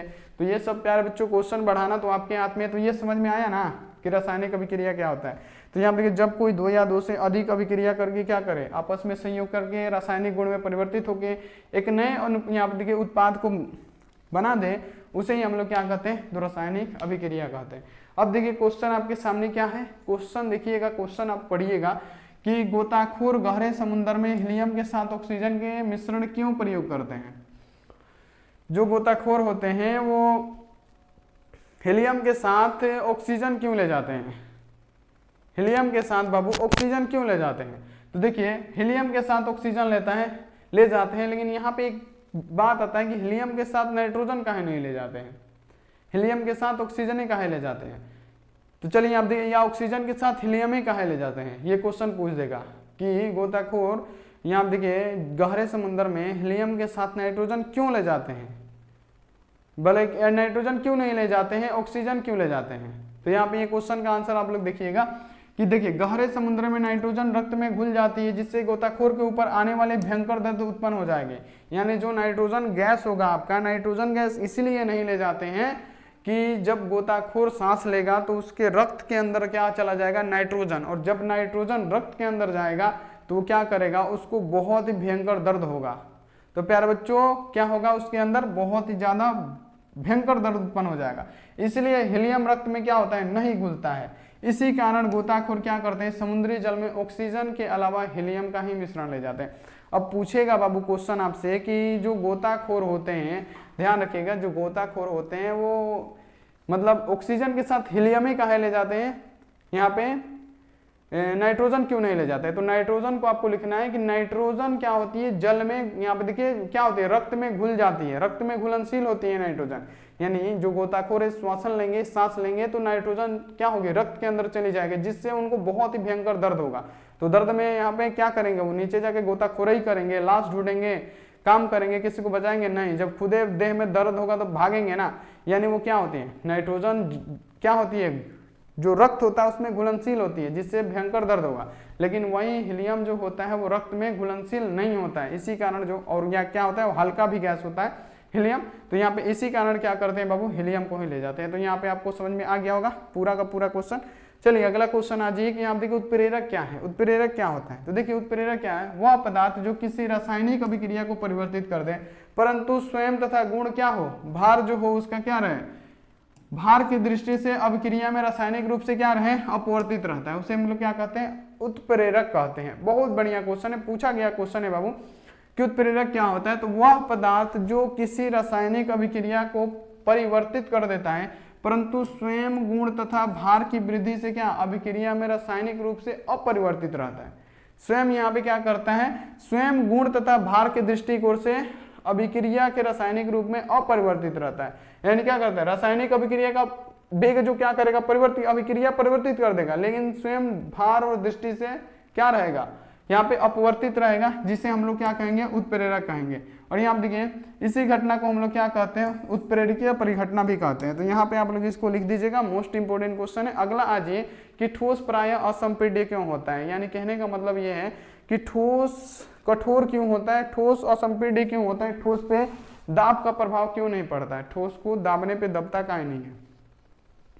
जो ठोस होते हैं ना, ठोस के अवयवी कण बहुत ही पास होते हैं। ठोस के अवयवी कण बहुत ही पास होते हैं, इसलिए क्या होता है? ठोस असंपीड्य होता है। तो ऐसे भी लिख सकते हैं, लेकिन देखिए कैसे लिखना है कि ठोस के अवयवी कण, जैसे यहाँ पे क्या हो जाएगा? परमाणु, आयन, अणु की मध्य दूरी बहुत ही कम होती है। यानी ठोस के अवयवी कण बहुत ही ज्यादा क्या होते हैं? पास होते हैं, पास होते हैं। ठोस के अवयवी कण बहुत ही ज्यादा बाबू पास होते हैं। यहाँ पर देखिए ठोस के अवयवी कण बहुत ही ज्यादा पास होते हैं। ठोस के अवयवी कण बहुत ही ज्यादा पास होते हैं। यहाँ पे ऐसे लिखना है कि ठोस के अवयवी कण बहुत ज्यादा पास होते हैं, इन्हें और अधिक पास नहीं ले जाया जा सकता। यानी इनको और, यानी दाब कितना भी दाबिएगा ना, ये और नजदीक नहीं आएंगे। इन्हीं कारणों से यहाँ देखिए लिखा गया, इन्हीं कणों के इलेक्ट्रॉन, यहाँ देखिए यहाँ पे क्या लिखा है? इलेक्ट्रॉन अवरोह में यहाँ पे क्या प्रतिकर्षित प्रारंभ हो जाता है और यहाँ पे देखिए इन्हें और अधिक पास नहीं ले जाया जा सकता है। तो यहाँ पे देखिए सिंपल सा आपको लिखना है कि जो यहाँ पे आपको लिखना है कि जो ठोस के अवयवी कण होते हैं ना, जैसे आपके परमाणु हो गए, अणु हो गए, आयन हो गए, ये जो होते हैं प्यारे बच्चों, इनके कण जो होते हैं ना बहुत करीब होते हैं, बहुत ज्यादा करीब होते हैं। इसमें कितना भी आप बल लगाइएगा, दाब दीजिएगा ना, इसमें क्या होगा, कोई प्रभाव नहीं पड़ेगा, क्योंकि ये इससे करीब अब नहीं आ सकते हैं। इसलिए ठोस जो होता है हमारा असंपीड्य होता है और ठोस पे दाब का प्रभाव नहीं पड़ता है। तो यहाँ पे आप लोग इसको लिख दीजिएगा। मोस्ट इंपॉर्टेंट क्वेश्चन है। 27 क्वेश्चन हम लोग कर लिए। चलिए 28 नंबर क्वेश्चन पे कि अम्लीय गालक क्या होता है। बहुत बढ़िया क्वेश्चन है बाबू, कई बार सबसे इंपॉर्टेंट क्वेश्चन है। अम्लीय गालक क्या होते हैं? गालक हम आपको बता दिए हैं। अम्लीय गालक क्या होता है? तो अम्लीय गालक क्या होता है, जो यहाँ देखिए लिखना है कि जब किसी अयस्क में उपस्थित क्षारीय प्रकृति की होती है तो इसे शुद्धियों को दूर करने के लिए इसमें गालक यानी क्या कहलाता है, अम्लीय गालक कहलाता है। यानी वैसे गालक, अम्लीय गालक क्या होता है, वैसे गालक जो क्षारीय गालक को शुद्ध करे। अम्लीय गालक में होता है वैसे गालक जो क्षारीय अशुद्धियों को दूर करे, क्षारीय गालक को दूर करे, उसे हम लोग अम्लीय गालक कहेंगे। अम्लीय में क्षारीयों को दूर करता है और क्षारीय गालक में क्या करता है, अम्लों को दूर करता है। उल्टा होता है इसका विपरीत। अगर पूछेगा कि अम्लीय गालक क्या होता है, तो वैसे गालक जो क्षारीय गालक को दूर कर दे, क्षारीय अशुद्धि को दूर कर दे, उसे क्या कहेंगे बाबू, उसे हम लोग अम्लीय गालक कहेंगे। तो अम्लीय गालक पूछा गया कि जब किसी अयस्क में अशुद्धि क्षारीय प्रकृति की होती है, यानी जब कोई अयस्क में अशुद्धि क्षारीय प्रकृति की होती है तो उसे क्या करता है, हटाता है, उसे क्या कहेंगे, अम्लीय गालक कहेंगे। तो यानी कहने का मतलब क्या, वैसी प्रकृति जो अम्लीय गालक में ऐसे लिखेंगे, वैसी प्रकृति जो क्षारीय अशुद्धि को हटा दे, उसे अम्लीय गालक कहते हैं। यानी कहने का मतलब ये है कि यहाँ पे देखिए क्या हो गया, ये देखिए हमारा अम्लीय गालक हो गया। तो ये क्या हो गया, FeO हमारा क्षारीय हो गया, SiO2 हमारा अम्लीय हो गया। अब रिएक्शन करके क्या बना दिया, यहाँ पे क्या बना दिया, FeSiO3 बना दिया। तो ये हमारा क्या हो जाएगा प्यारे बच्चों, अम्लीय गालक हो जाएगा। तो क्षारीय गालक में पूछेगा कि वैसे यहाँ देखिए अयस्क जो यहाँ देखिए अशुद्धि, किस अशुद्धि को, तो जो अम्लीय अशुद्धि को हटाता है उसे क्षारीय गालक कहते हैं। क्षारीय गालक पूछेगा तो क्षारीय गालक में अम्लीय अशुद्धि को हटाता है, क्षारीय गालक में अम्लीय अशुद्धि को हटाता है, अम्लीय गालक में क्षारीय अशुद्धि को हटाता है। तो यहाँ पे आपको ये सब क्वेश्चन लिख देना है, बिल्कुल इंपॉर्टेंट क्वेश्चन होते हैं, ये क्वेश्चन आप लोग याद रखिएगा। चलिए अगला क्वेश्चन आ जाइए। अगला क्वेश्चन है कि रासायनिक अभिक्रिया के प्रकार कौन कौन से होते हैं। बहुत बढ़िया क्वेश्चन है कि रासायनिक अभिक्रिया के प्रकार कौन कौन से होते हैं। तो रासायनिक अभिक्रिया को 5 भागों में बांटा गया है। रासायनिक अभिक्रिया को 5 भागों में बांटा गया है। पहला यहाँ देखिए संयोजन अभिक्रिया, दूसरा क्या हो जाएगा, पहला संयोजन अभिक्रिया, दूसरा अपचयन अभिक्रिया, तीसरा यहाँ देखिए द्विविस्थापन अभिक्रिया, चौथा विस्थापन अभिक्रिया, पांचवा क्या हो जाएगा, वियोजन या अपघटन अभिक्रिया। अपघटन का मतलब क्या, तोड़ना। यहाँ पे आप लोग याद रखिएगा कि संयोजन अभिक्रिया जोड़ने वाला अभिक्रिया, यहाँ देखिए अपचयन या उपचयन अभिक्रिया, द्विविस्थापन अभिक्रिया, विस्थापन अभिक्रिया, वियोजन या अपघटन अभिक्रिया। तो ये हमारे प्रकार होते हैं। अगला आज की वर्जन क्या होता है, रोस्टिंग क्या होता है। बहुत बढ़िया क्वेश्चन है बाबू, बहुत जबरदस्त, मोस्ट इंपोर्टेंट कि ये वर्जन क्या होते हैं, रोस्टिंग क्या होते हैं बाबू, बहुत इंपॉर्टेंट क्वेश्चन है, समझ लीजिएगा। तो वह प्रक्रिया जिसमें अयस्क को उसके गालक से कम ताप पर वायु की क्या उपस्थिति में गर्म करते हैं, हमारे वर्जन कहलाते हैं। वायु की उपस्थिति में गर्म करना है उसे कम ताप पे, तब वो क्या कहलाएगा, रोस्टिंग कहलाएगा। समझिएगा बाबू, यहाँ पे बहुत इंपॉर्टेंट क्वेश्चन है कि वह प्रक्रिया जिसमें अयस्क को उसके गलनांक के कम ताप पर वायु की उपस्थिति में यानी वायु की उपस्थिति में उसको गर्म करना हमारा क्या कहलाएगा, भर्जन कहलाएगा। तो यहाँ पे आप लोग याद रखिएगा। निस्तापन क्या होता है, तो वह प्रक्रिया जिसमें अयस्कों के यहाँ देखिए उसके गालक से उच्च ताप पे वायु की अनुपस्थिति में गर्म करना हमारा निस्तापन कहलाता है। तो बाबू दोनों को क्लियर कीजिए कि भर्जन क्या होता है, निस्तापन क्या होता है। तो भर्जन ये होता है कि वह प्रक्रिया जिसमें अयस्क को उसके गलनांक के कम ताप पर वायु की क्या उपस्थिति में गर्म करना हमारा क्या कहलाएगा, रोस्टिंग कहलाएगा, भर्जन कहलाएगा। ये इंपॉर्टेंट क्वेश्चन होते हैं बाबू, ये सब याद रखिएगा। जितने बता रहे सारा क्वेश्चन बैंक का निचोड़ है। और आप लोग लाइक नहीं किए हैं तो बाबू बहुत दुख की बात है, फटाफट से एक बार लाइक कर दीजिए, फटाफट से सभी बच्चे लाइक कीजिए। तो क्योंकि क्लास यहाँ पे आपका महामैराथन ले रहे हैं तबीयत खराब होने की वजह से भी, और इतना समझा के ले रहे हैं कि आपको 100% समझ में भी आ रहा है। तो सभी बच्चे एक बार लाइक भी कर देंगे, लाइक कर दीजिएगा तो कृपा होगी आपकी, थोड़ा सा हमारा भी कॉन्फिडेंस बढ़ेगा। और यहाँ पे एक बार शेयर भी कर दीजिएगा ताकि जितने भी सारे स्टूडेंट हैं आ सके। अब यहाँ देखिए इलेक्ट्रोड, और यहाँ देखिए इलेक्ट्रोड विभव क्या है। पहला ये है क्या है, हमारा इलेक्ट्रोड है, पहला ये क्या है, इलेक्ट्रोड है। और ये क्या है हमारा इलेक्ट्रोड विभव है। तो देखिए इलेक्ट्रोड और इलेक्ट्रोड विभव क्या होता है, तो देखिए इलेक्ट्रोड क्या होता है, तो इलेक्ट्रोड होता है कि इलेक्ट्रोड एक चालक होता है जिससे धारा प्रवाहित होती है। एक इलेक्ट्रोड क्या होता है, इलेक्ट्रोड एक प्रकार का चालक होता है जिससे विद्युत धारा की प्रवाह होती है, उसे इलेक्ट्रोड कहते हैं। इलेक्ट्रोड एक कंडक्टर होता है जिससे इलेक्ट्रिसिटी हमारी पास करती है, उसे हम लोग इलेक्ट्रोड कहते हैं। बस इतना ही, इससे आसान डेफिनेशन नहीं मिलेगा। अब देखिए कि इलेक्ट्रोड विभव क्या होता है, इलेक्ट्रोड विभव क्या होता है, यहाँ आप देखिए इलेक्ट्रोड पोटेंशियल पूछा गया है कि इलेक्ट्रोड विभव क्या होता है। तो जब किसी धातु के छड़ को उसी धातु के लवण के विलयन में डुबोया जाता है तो धातु की छड़ विलयन के सापेक्ष धन आवेशित या ऋण आवेशित हो जाती है, जिसे हम लोग क्या कहते हैं प्यारे बच्चों, हम लोग उसे कहते हैं इलेक्ट्रोड विभव। देखिए इलेक्ट्रोड विभव यानी इलेक्ट्रोड पोटेंशियल किसे कहेंगे कि जब किसी धातु के छड़ को उसी धातु के लवण के विलयन में डुबो दिया जाता है, जब किसी धातु के छड़ को उसी धातु के लवण के विलयन में डुबो दिया जाता है तो वो तो या तो धन आवेशित होगी या तो वो ऋण आवेशित हो जाएगी, जिसे हम लोग क्या कहेंगे, हम लोग कहेंगे प्यारे बच्चों क्या, इलेक्ट्रोड विभव। तो ये आप लोग याद रखिएगा। तो यहाँ पे विलयन के सापेक्ष जो धातु के क्षण होते हैं या तो धन आवेशित हो जाते हैं या तो ऋण आवेशित हो जाते हैं, जिसे हम लोग क्या कहते हैं, इलेक्ट्रोड विभव कहते हैं। तो बाबू इतना आसान डेफिनेशन आपको नहीं मिलेगा। अगला आ जाइए अधिशोषण क्या होता है, एडजॉर्प्शन क्या होता है। बहुत बार पूछा गया क्वेश्चन है, 4 बार लगभग पूछा गया क्वेश्चन है कि अधिशोषण क्या होता है, अधिशोषण क्या होता है। तो इसका बहुत ही आसान डेफिनेशन लिखें, बाकी आपको समझाएंगे, आप लोग समझ के उसको आगे लिख दीजिएगा।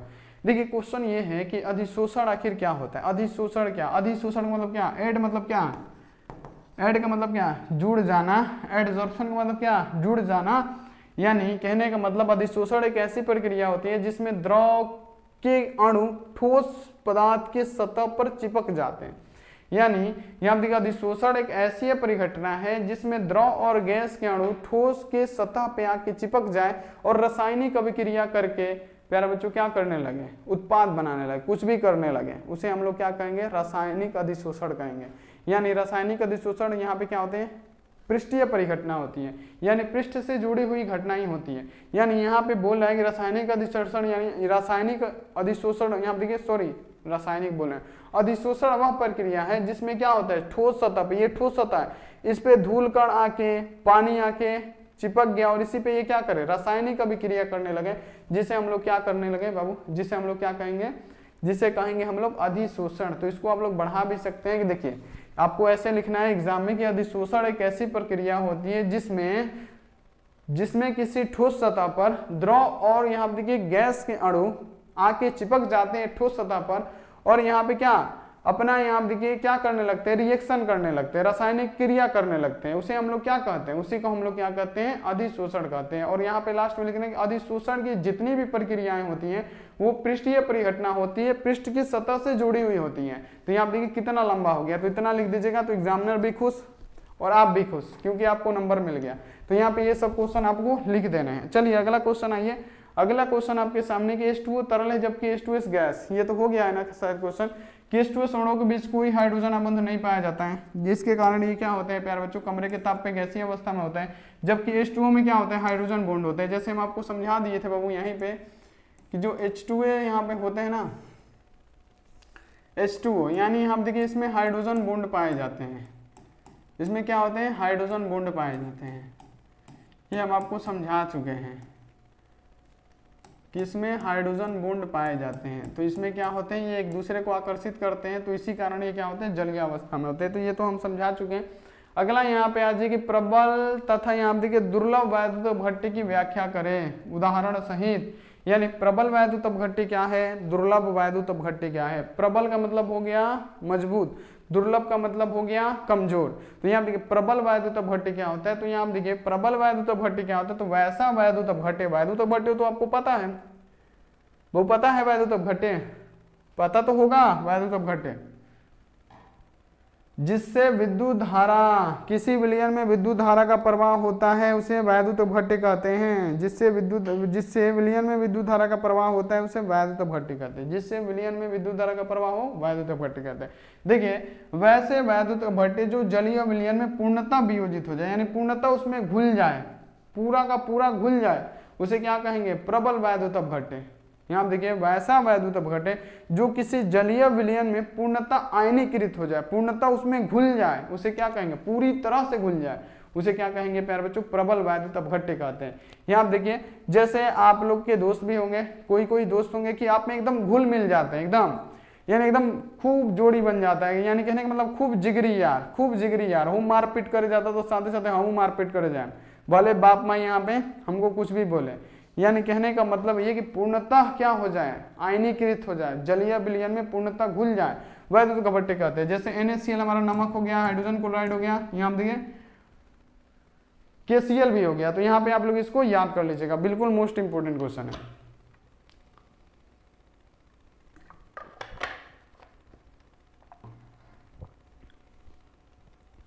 अब देखिए दुर्लभ का मतलब होता है कमजोर,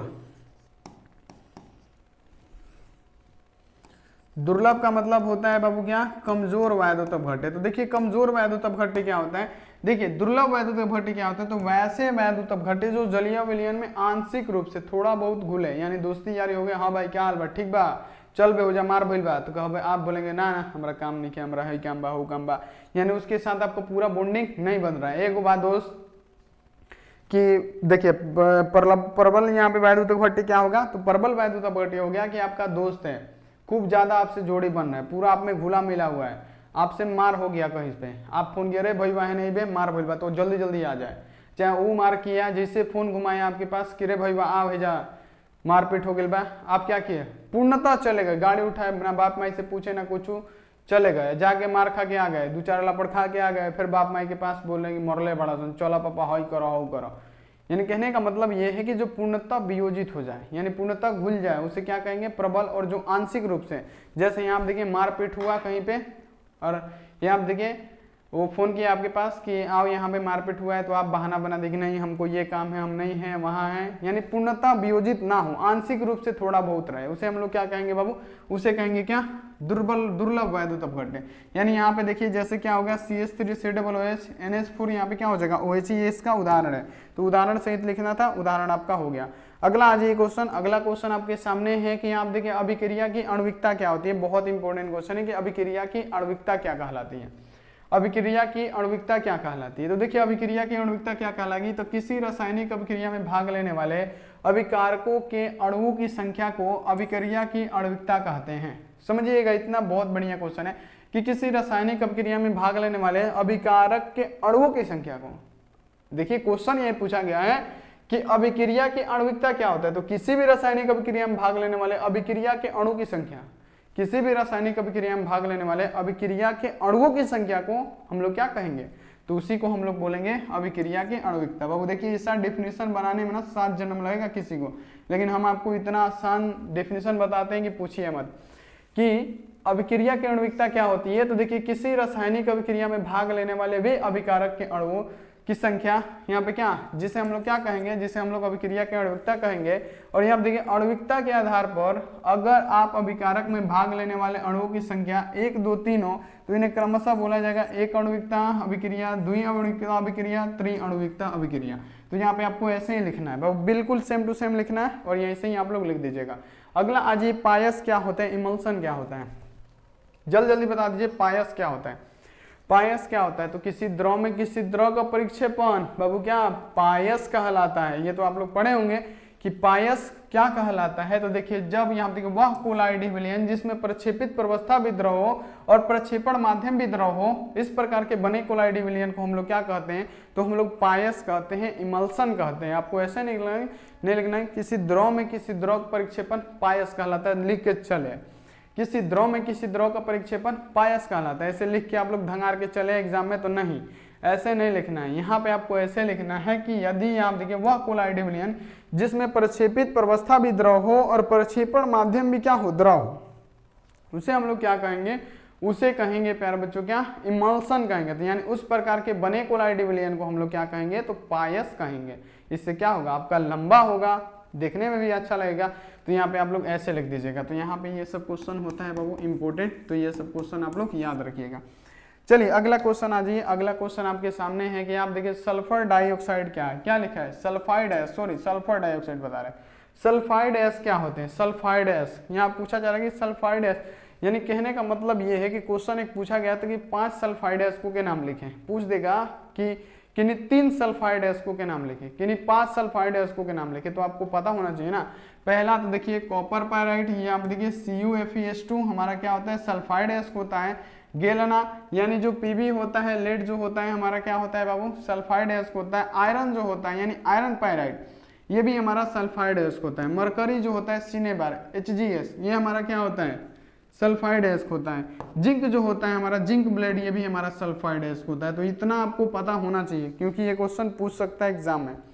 चलिए अगला क्वेश्चन आ जाएगी यहाँ देखिए त्रिज्या अनुपात क्या होता है, रेडियस रेशियो क्या होता है। बहुत इंपॉर्टेंट क्वेश्चन है, पूछा गया क्वेश्चन है, तो यहाँ पे आप सभी स्टूडेंट इसको समझिएगा कि त्रिज्या अनुपात आखिर क्या होता है। त्रिज्या अनुपात आखिर क्या होता है, देखिए त्रिज्या अनुपात क्या है, तो यहाँ देखिए किसी आयनिक क्रिस्टल में धन आयन एवं ऋण आयन की त्रिज्याओं के अनुपात को हम लोग त्रिज्या अनुपात कहते हैं। रेडियस रेशियो त्रिज्या अनुपात किसे कहते हैं, तो यहाँ देखिए किसी भी यहाँ पे देखिए आयनिक क्रिस्टल में, किसी भी आयनिक क्रिस्टल में यानी आयन में क्या हो जाएगा, उसमें पॉजिटिव आयन भी होगा और यहाँ पे क्या होगा, निगेटिव आयन भी होगा। समझिएगा किसी भी आयनिक क्रिस्टल में यानी इसमें क्या होगा, पॉजिटिव आयन भी होगा, निगेटिव आयन भी होगा।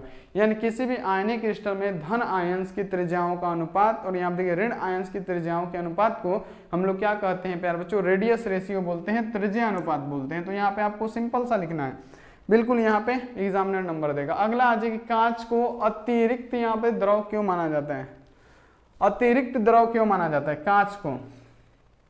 कांच को अतिरिक्त द्रव क्यों माना जाता है। क्वेश्चन ये पूछा गया था बिहार बोर्ड के एग्जाम में कि कांच को अतिरिक्त द्रव क्यों माना जाता है।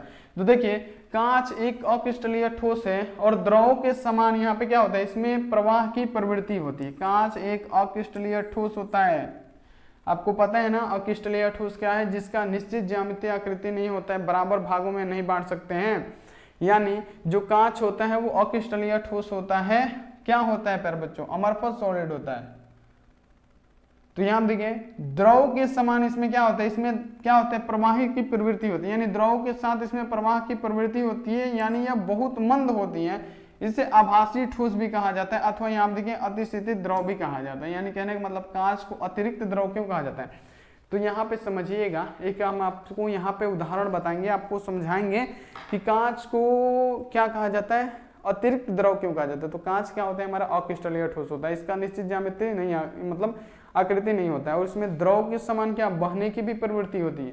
जैसे बहुत पुराना बिल्डिंग हो गया होगा, बहुत ज्यादा पुराना बिल्डिंग यानी 100 साल पहले का बिल्डिंग आप लोग गांव में देखेंगे, उसमें अगर शीशा लगा होगा ना, तो आप लोग शीशा जाके देखिएगा, अभी जाके देखिएगा कि जो शीशा होगा ना ऊपर के मुकाबले यहाँ पे क्या होता है, नीचे में मोटा हो जाता है, इधर क्या हो जाएगा, मोटा हो जाएगा। क्यों, क्योंकि ये क्या होता है, द्रव की अपेक्षा कांच, आप लोग अभी सुने कि ये क्या होते हैं, द्रव अवस्था में होता है, लेकिन इसकी गति जो होती है बहुत मंद होती है। देखिए लिखा होगा इधर, बहुत मंद होती है, यानी ये बहते बहते बहते बहते यहाँ पे क्या आ जाता है, इधर मोटा हो जाता है। यानी कांच हमारा क्या होता है, अतिशीतित द्रव होता है, जो यहाँ पे बहते बहते नीचे क्या होता है, मोटा हो जाता है। आप लोग देखे होंगे जाके गाँव में पुराना घर है, देखिएगा कि कांच जो होगा ना वो क्या होगा, ऊपर पतला नीचे आके मोटा हो गया होगा। क्यों, क्योंकि कांच एक अक्रिस्टलीय ठोस है, उसमें द्रव के समान यह प्रवृत्ति पाई जाती है, द्रव के समान वह प्रवृत्ति पाई जाती है, यद्यपि यह प्रबल यहाँ देखिए बहुत मंद होती है। यानी कुछ साल बाद ये क्या होगा, ये द्रव यानी कांच जो होगा पिघल पिघल के नीचे आके जमता चला जाएगा। बाबू याद रखिएगा, पुराना बिल्डिंग वोल्डिंग होगा तो आप लोग देखिएगा वही होता है। अगला यहाँ पे आज ये क्वेश्चन की आप देखिए गैल्वेनिक सेल या वोल्टेज सेल क्या होता है। गैल्वेनिक सेल या वोल्टेज सेल क्या होता है मेरे प्यारे बच्चों, यहाँ पे आंसर लगाइए। 1 घंटा 13 मिनट का क्लास भी हो गया। चलिए क्वेश्चन आपके सामने है, क्वेश्चन यहाँ पे देख लीजिए कि गैल्वेनिक सेल या वोल्टेज सेल क्या होता है। गैल्वेनिक सेल या वोल्टेज सेल, तो वह सेल जो रासायनिक ऊर्जा को डायरेक्ट रूपांतरित कर देता है, किसमें, तो प्यारे बच्चों किसमें, तो यहाँ पे याद रखिएगा कि रूपांतरित कर देता है गैल्वेनिक सेल में, सॉरी यहाँ देखिए क्या पूछा गया है, यहाँ पे पूछा गया गैल्वेनिक सेल क्या होता है। तो गैल्वेनिक सेल वो होता है जो क्या करता है, केमिकल एनर्जी को कन्वर्ट कर देता है इलेक्ट्रिकल एनर्जी में डायरेक्ट। यानी वैसे यहाँ देखिए वैसे सेल जो रासायनिक अभिक्रिया को क्या करे, रासायनिक ऊर्जा को किस में बदल दे, विद्युत ऊर्जा में बदल दे, उसे हम लोग क्या कहेंगे, उसे कहेंगे गैल्वेनिक सेल। यानी क्या लेंगे, मतलब वह सेल जो रासायनिक ऊर्जा को विद्युत ऊर्जा में रूपांतरित कर देती है, बदल देती है, उसे हम लोग क्या कहते हैं, गैल्वेनिक सेल कहते हैं। तो यहाँ आप देखिए याद रखना है। अगला आ जाइए सोडियम क्लोराइड का द्रव्यमान Na से ज्यादा होता है, क्यों। सोडियम क्लोराइड का द्रवणांक, यानी यहाँ पे पूछा जा रहा है कि ये जो सोडियम क्लोराइड है NaCl है, इसका द्रवणांक पूछा जा रहा है कि Na से यानी सिर्फ सोडियम से, Na यानी क्या सोडियम से ज्यादा होता है क्यों? NaCl का द्रवणांक सोडियम से ज्यादा होता है क्यों? तो देखिए NaCl एक आयनिक ठोस होता है, इसमें आयंस पाए जाते हैं। Na पे क्या होगा? Na पे हो जाएगा प्लस आयन, और यहाँ आप देखिए Cl पे क्या हो जाएगा? Minus ion. तो देखिए कहने का मतलब यह है कि NaCl एक आयनिक है, इसमें प्लस माइनस दोनों है, यानी NaCl एक आयनिक ठोस है जिसमें Na पे प्लस Cl पे माइनस होता है, कि बीच क्या होता है? बहुत बल लगा रहता है, यानी एक दूसरे को चिपकाए रहता है। लेकिन सोडियम एक ठोस धातु होता है जिसमें आकर्षण बल नहीं लगता है, इसलिए NaCl का द्रवणांक क्या होता है? सोडियम यानी Na से ज्यादा होता है। तो समझिए यहाँ पे क्या कह रहा है, बिल्कुल आसान क्वेश्चन है कि सोडियम क्लोराइड का द्रवणांक यहाँ पे सिर्फ सोडियम से ज्यादा क्यों होता है? क्योंकि सोडियम क्लोराइड यहाँ पे क्या होता है? एक आयनिक ठोस होता है, उसमें क्या होता है? Na पे प्लस Cl पे माइनस, और इसमें क्या होता है? मजबूत आकर्षण बल होता है। यहाँ पे क्या होता है? NaCl में मजबूत आकर्षण बल होता है, और ये क्या करते हैं प्यारे बच्चों? एक दूसरे को बांधे रहते हैं। लेकिन सोडियम एक ऐसा ठोस धातु है जिसमें आकर्षण बल होता ही नहीं है, खाली प्लस है, तो प्लस की क्या करेगा? इसलिए NaCl का द्रवणांक क्या होता है? Na से ज्यादा होता है। तो देखिए कितना आसान वे में आपको समझा रहे हैं, आपको समझ में भी आता होगा।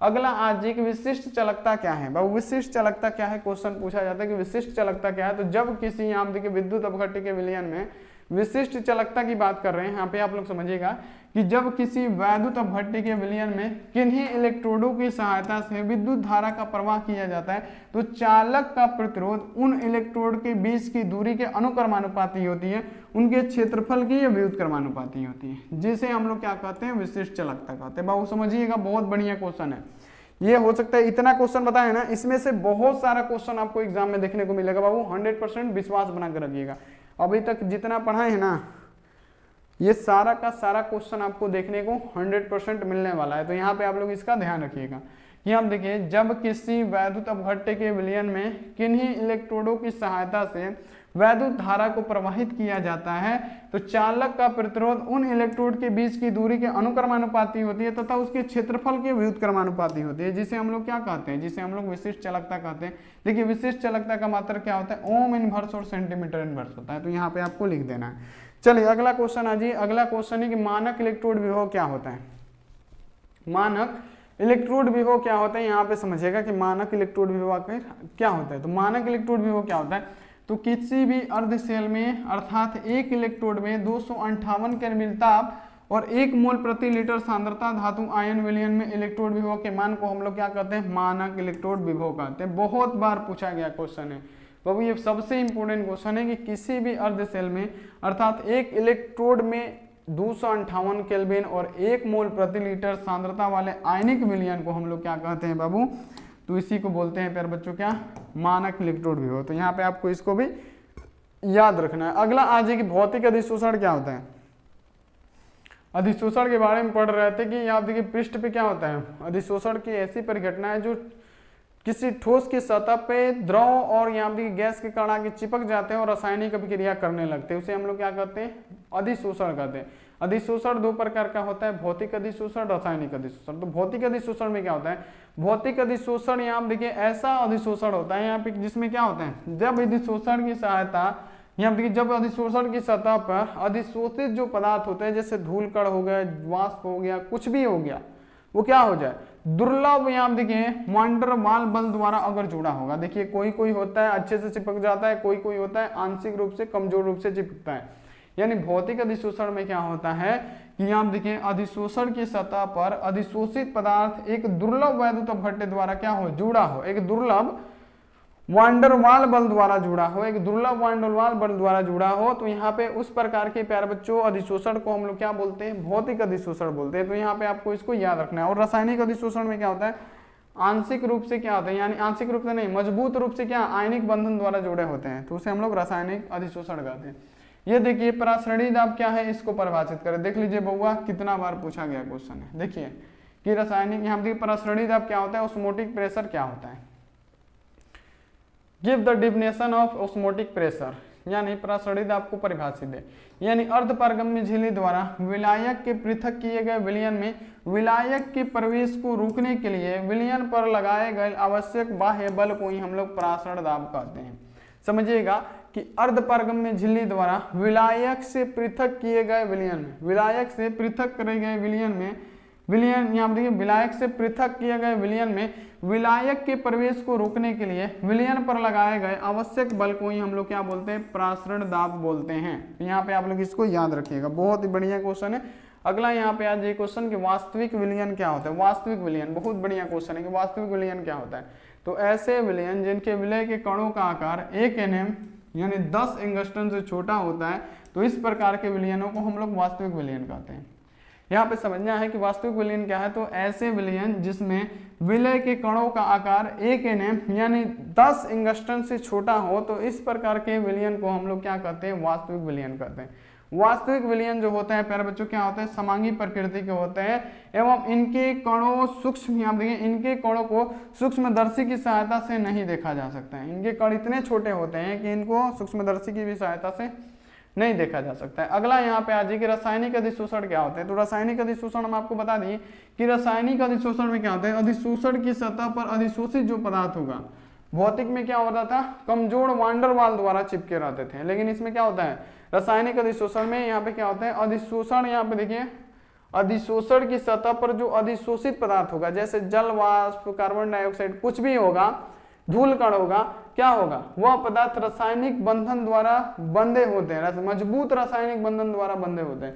तो इस प्रकार के प्यारे बच्चों क्या कहते हैं, इस प्रकार के अधिशोषण को हम लोग रासायनिक अधिशोषण कहते हैं। तो बाबू ये क्वेश्चन आपको 100% याद होना चाहिए। तो यहाँ पे ये क्वेश्चन आप लोग याद कर लीजिएगा, बहुत ही इंपॉर्टेंट क्वेश्चन है जो आपके एग्जाम में पूछे जाते हैं। अब देखिए अम्लीय वर्षा से आप क्या समझते हैं, फटाफट से यहाँ पे देख लेते हैं। देख ले कितना टाइम हो गया बाबू, 1.5 घंटा होने वाला है। अब यहाँ पे इसको खत्म कर दिया जाए, फिर कल इसको कर लिया जाएगा यहाँ पे पूरे 100 क्वेश्चन को। ये देखिए क्वेश्चन है कि अम्लीय वर्षा से आप क्या समझते हैं। यहाँ आप देखिए अम्लीय वर्षा से क्या समझते हैं। तो अम्लीय वर्षा क्या होता है प्यारे बच्चों, हम आपको बताते हैं। एसिड रेन क्या होता है, तो कल कारखाना हो गया, बिजली घर हो गया, स्वचालित वाहन हो गया, जीवाश्म ईंधनों का इस्तेमाल होता है। इन ईंधनों से जलने वाली जो SO2 और NO2 गैस होती है ना, सल्फर डाइऑक्साइड और नाइट्रोजन जो गैस होती है, यहाँ देखिए वो क्या होती है, वायु में मिश्रित होकर वायु को प्रदूषित करती है। वायु में जल की उपस्थिति से क्या होता है, SO2 क्या होता है, ऑक्सीकृत हो जाता है, ऑक्सीकृत हो जाता है।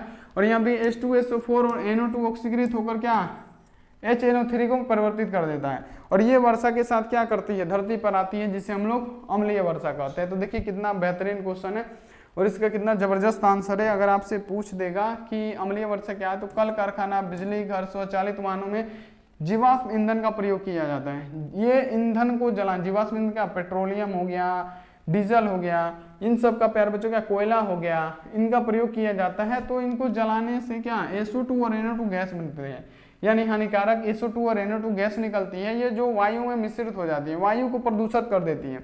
और वायु में जलने की उपस्थिति में क्या होता है, SO2 अवकृत होकर क्या बनाते हैं, H2SO4, और NO2 अवकृत होकर क्या बनाते हैं, HNO3 बना देता है।